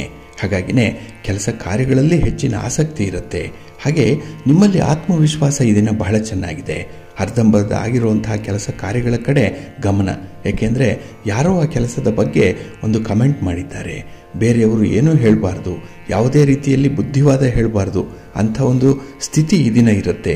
ಅಂದರೆ ಬೇರೆಯವರಿಂದ ಹೇಳಿಸಿಕೊಳ್ಳದೆ ಕೆಲಸಗಳನ್ನು ಮಾಡುವಂಥ ಜವಾಬ್ದಾರಿಯುತವಾದಂಥ ಒಂದು ಸ್ವಭಾವ ನಿಮ್ಮದಾಗಿರುತ್ತೆ. ಹಾಗೆ ಈ ದಿನ ದೈಹಿಕವಾಗಿ ನೀವು ಸಮರ್ಥರಾಗಿರಬೇಕು. ಅದಕ್ಕಾಗಿ ವ್ಯಾಯಾಮವನ್ನು ಮಾಡಬೇಕು, ಪೌಷ್ಟಿಕ ಆಹಾರವನ್ನು ಸೇವನೆ ಮಾಡಬೇಕು, ಶುಚಿತ್ವಕ್ಕಾಗಿ ಸ್ನಾನವನ್ನು ಮಾಡಬೇಕು. ಇದು ದೇಹದ ಶುಚಿತ್ವ. ಮನಸ್ಸಿನ ಶುಚಿತ್ವಕ್ಕಾಗಿ ಭಗವಂತನ ಆರಾಧನೆಯನ್ನು ಮಾಡಬೇಕು, ಜಪ ತಪವನ್ನು ಮಾಡಬೇಕು. ಇಂಥ ವಿಚಾರಗಳು ನಿಮಗೆ ಗೊತ್ತಿದೆ. ಈ ಎಲ್ಲ ವಿಚಾರಗಳಲ್ಲಿ ನಿಮ್ಮ ಜ್ಞಾನ, ನಿಮ್ಮ ನಾಲೆಡ್ಜ್ ಅನ್ನುವಂಥದ್ದು ಪರಿಪೂರ್ಣವಾಗಿರುತ್ತೆ. ಅದನ್ನು 4 ಜನರಿಗೆ ಹಂಚಬಹುದು. ಅಷ್ಟರ ಮಟ್ಟಿಗೆ ಪ್ರಬುದ್ಧವಾದಂತಹ ಒಂದು ಸ್ವಭಾವ ನಿಮ್ಮದಾಗಿರುತ್ತೆ ಈ ದಿನ. ಹಾಗೆ ತುಂಬ ಪ್ರಾಕ್ಟಿಕಲ್ ಆಗಿರ್ತೀರಿ. ಯಾವುದೇ ಸಂದರ್ಭದಲ್ಲೂ ಕೂಡ ಹೊಗಳಿಕೆಗೆ ಮರಳಾಗಲ್ಲ. ಇನ್ನು ಯಾರದ್ದೋ ಒಂದು ಟೆಂಪ್ಟೇಷನ್ ಮಾತು, ವಸ್ತು, ಇಂಥದ್ದಕ್ಕೂ ಕೂಡ ಈ ದಿನ ನೀವು ಬಲಿಯಾಗಲ್ಲ. ಹಾಗಾಗಿನೇ ಯಾವುದು ಅಗತ್ಯ ಇದೆ, ಯಾವುದು ಎಷ್ಟು ಬೇಕೋ ಅಷ್ಟನ್ನೇ ಬಳಸ್ಕೊಳ್ಳುವಂಥ ಒಂದು ಸ್ವಸಾಮರ್ಥ್ಯವನ್ನು ಹೊಂದಿರ್ತೀರಿ. ಇದು ನಿಮಗೆ ಗೌರವವನ್ನು ತಂದುಕೊಡುವಂಥ ವಿಚಾರ ಕೂಡ. ಹಾಗಾಗಿ ನಿಮ್ಮ ಚಟುವಟಿಕೆಗಳನ್ನು ನೀವು ಯಾವ ರೀತಿಯಲ್ಲಿ ಈ ದಿನ ರೂಢಿಸ್ಕೊಳ್ತೀರಿ ಅನ್ನುವಂಥದ್ರ ಮೇಲೆ ನಿಮ್ಮ ಸಕ್ಸಸ್ ಇರುತ್ತೆ. ಹಾಗೆ ಈ ದಿನ ನಿಮ್ಮ ಪಂಚೇಂದ್ರಿಯಗಳು ಬಹಳ ವಿಶೇಷವಾಗಿ ನಿಮಗೆ ಒಂದು ರೀತಿಯಲ್ಲಿ ಸಹಾಯಕವಾಗಿ ಇರುತ್ತೆ. ಎಲ್ಲೋ ಒಂದು ಕಡೆ ನೀವು ಈಗಾಗಲೇ ಹತಾಶರಾಗಿ, ನಿರಾಶರಾಗಿ ಕೈಬಿಟ್ಟಿರುವಂಥ ವಿಚಾರಗಳಲ್ಲೂ ಕೂಡ ಹೆಚ್ಚಿನ ಶ್ರದ್ಧೆ ಮೂಡುವಂಥದ್ದು ಇದೆ.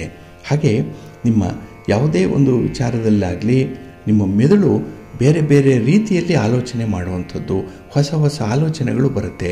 ಹೊಸ ಹೊಸ ಡೈಮೆನ್ಷನ್ನಲ್ಲಿ ನೀವು ಒಂದು ಚಿಂತನೆಯನ್ನು ಮಾಡುವಂಥದ್ದು, ಅದಕ್ಕೆ ಒಂದು ಪರಿಹಾರವನ್ನು ಕಂಡುಕೊಳ್ಳುವಂಥ ಒಂದು ಪ್ರಯತ್ನದಲ್ಲೂ ಕೂಡ ಇರ್ತೀರಿ. ಹಾಗೆ ಈ ದಿನ ವಿಶೇಷವಾಗಿ ನಿಮ್ಮ ಮನೆ ದೇವರನ್ನು ಸ್ಮರಣೆ ಮಾಡಿಕೊಳ್ಳಿ. ಹಾಗೆ ಶಿವ ಪಾರ್ವತಿಯರ ದರ್ಶನ ಮಾಡಿಕೊಳ್ಳಿ, ಒಳ್ಳೆಯದಾಗತ್ತೆ. ನಿಮ್ಮ ಅದೃಷ್ಟದ ಬಣ್ಣ ತಿಳಿ ನೀಲಿ, ಅದೃಷ್ಟದ ದಿಕ್ಕು ಈಶಾನ್ಯ ದಿಕ್ಕು, ಅದೃಷ್ಟ ಸಂಖ್ಯೆ 1. ಮೀನರಾಶಿ. ಮೀನರಾಶಿಯವರಿಗೆ ಈ ದಿನ ಪೂರ್ವ ಪುಣ್ಯಸ್ಥಾನದಲ್ಲಿ ಚಂದ್ರ ಇರುವಂತಹ ದಿನ. ಅಂದರೆ 5ನೇ ಮನೆಯಲ್ಲಿ ಚಂದ್ರ ಇದ್ದರೆ ಸ್ವಲ್ಪ ಒತ್ತಡಗಳಿರುತ್ತೆ. ಮನೆಯವರಿಗಾಗಿ ಈ ದಿನ ಕೆಲಸ ಮಾಡಬೇಕು ಅನ್ನುವಂಥ ಒಂದು ಕಂಪಲ್ಷನ್ ಇರುತ್ತೆ. ಇದು ಕೆಲವರಿಗೆ ಇಷ್ಟ ಆಗಲ್ಲ. ಹಾಗಾಗಿನೇ ಈ ದಿನ ಭಿನ್ನಾಭಿಪ್ರಾಯಗಳಿಂದಲೇ ನಿಮ್ಮ ಜೀವನದ ಒಂದು ಗಳಿಗೆ ಆರಂಭ ಆಗುವಂಥದ್ದು. ಹಾಗಾಗಿನೇ ಪ್ರಮುಖ ವಿಚಾರಗಳಲ್ಲಿ ಯಾವುದೇ ತೀರ್ಮಾನವನ್ನು ಕೈಗೊಳ್ಳಲಿಕ್ಕೆ ಹೋಗಬೇಡಿ. ಇನ್ನು ಮಾತಾಡುವಂಥ ಸಂದರ್ಭದಲ್ಲೂ ಕೂಡ ಸ್ವಲ್ಪ ಅಲರ್ಟ್ ಆಗಿ ಇರಬೇಕಾಗುತ್ತೆ. ಹಾಗೆ ನಿಮ್ಮ ಕಣ್ಣು, ನಿಮ್ಮ ಕಿವಿ, ನಿಮ್ಮ ಕೈಗಳು, ನಿಮ್ಮ ಪಂಚೇಂದ್ರಿಯಗಳು ಯಾವ ರೀತಿಯಲ್ಲಿ ರಿಯಾಕ್ಟ್ ಮಾಡುತ್ತೆ ಅನ್ನುವಂಥದ್ರ ಮೇಲೆ ಈ ದಿನ ನಿಮ್ಮ ಕೆಲಸ ಕಾರ್ಯಗಳು ಸುಗಮವಾಗಿ ನಡೆಯುತ್ತೆ. ಹಾಗೆ ಕೆಲವೊಂದು ಜಟಿಲವಾದಂತಹ ಸಮಸ್ಯೆಗಳಿದೆ. ಬಹಳ ದಿನಗಳಿಂದ ಅಂತಹ ವಿಚಾರಗಳನ್ನು ಮುಂದಕ್ಕೆ ಹಾಕ್ತಾ ಬರ್ತಾ ಇದ್ದೀರಿ. ಆದರೆ ಈ ದಿನ ಅನಿವಾರ್ಯವಾಗಿ ಅಂಥ ಒಂದು ಸಮಸ್ಯೆಗೆ ಪರಿಹಾರವನ್ನು ಕಂಡುಕೊಳ್ಳಲೇಬೇಕು ಅಂತ ಒಂದು ಅನಿವಾರ್ಯತೆಯಲ್ಲಿ ನೀವು ಈ ದಿನ ಇರುವಂಥದ್ದು. ಹಾಗೆ ನಿಮ್ಮ ವಿದ್ಯಾರ್ಥಿ ಜೀವನದಲ್ಲಾಗಲಿ ಅಥವಾ ಯುವಕರಾಗಲಿ ಯುವತಿಯರಾಗಲಿ ಎಲ್ಲ ಒಂದು ಕಡೆ ಅಭದ್ರತೆಯ ವಾತಾವರಣ ಇದೆ. ಉದ್ಯೋಗದ ಬಗ್ಗೆ ನಿಮಗೆ ಆಸಕ್ತಿ ಇದ್ದರೂ ಕೂಡ ನಿಮ್ಮ ಆಸಕ್ತಿಗೆ ಅನುಗುಣವಾದಂತಹ ಕಾರ್ಯಗಳು ಸಿಕ್ಕಲ್ಲ. ಇದ್ದುದರಲ್ಲೇ ತೃಪ್ತಿ ಪಡಬೇಕು, ಹೊಂದಾಣಿಕೆ ಮಾಡಿಕೊಳ್ಬೇಕು. ಹಾಗಾಗಿನೇ ಇಷ್ಟ ಇಲ್ಲ ಅಂದರೂ ಕೂಡ ಈ ದಿನ ಕೆಲವೊಂದು ಕೆಲಸಗಳಿಗೆ ಒಪ್ಪಿಗೆಯನ್ನು ಸೂಚಿಸುವಂಥದ್ದು ಕೂಡ ಇದೆ. ಆದರೆ ಹಣಕಾಸಿನ ವಿಚಾರದಲ್ಲಿ ಈ ದಿನ ನಿಮ್ಮ ಸಂಗಾತಿ ಪ್ರೀತಿ ಪಾತ್ರರ ಮಾತನ್ನು ಕೇಳಿ ಅವರ ಮಾರ್ಗದರ್ಶನ ಪಡ್ಕೊಳ್ಳಿ, ಒಳ್ಳೆಯದಾಗತ್ತೆ. ಅವರನ್ನು ಕೂಡ ನಿಮ್ಮ ಜವಾಬ್ದಾರಿಯಲ್ಲಿ ಸಹಭಾಗಿದಾರರನ್ನಾಗಿ ಮಾಡಲಿಕ್ಕೆ ಇದು ಸಹಾಯಕವಾಗುತ್ತೆ. ನಿಮ್ಮ ಮನೆ ದೇವರನ್ನು ಸ್ಮರಣೆ ಮಾಡಿಕೊಳ್ಳಿ. ಹಾಗೆ ಭಕ್ತಿಯಿಂದ ಈ ದಿನ ಸುಬ್ರಹ್ಮಣ್ಯ ಸ್ತೋತ್ರವನ್ನು ಹೇಳ್ಕೊಳ್ಳಿ, ಸುಬ್ರಹ್ಮಣ್ಯ ಸ್ವಾಮಿಯ ದರ್ಶನ ಮಾಡಿಕೊಳ್ಳಿ. ಹಾಗೆ ಶಿವ ಪಂಚಾಕ್ಷರಿ ಮಂತ್ರವನ್ನು ಹೇಳ್ಕೊಳ್ಳಿ, ಒಳ್ಳೆಯದಾಗತ್ತೆ.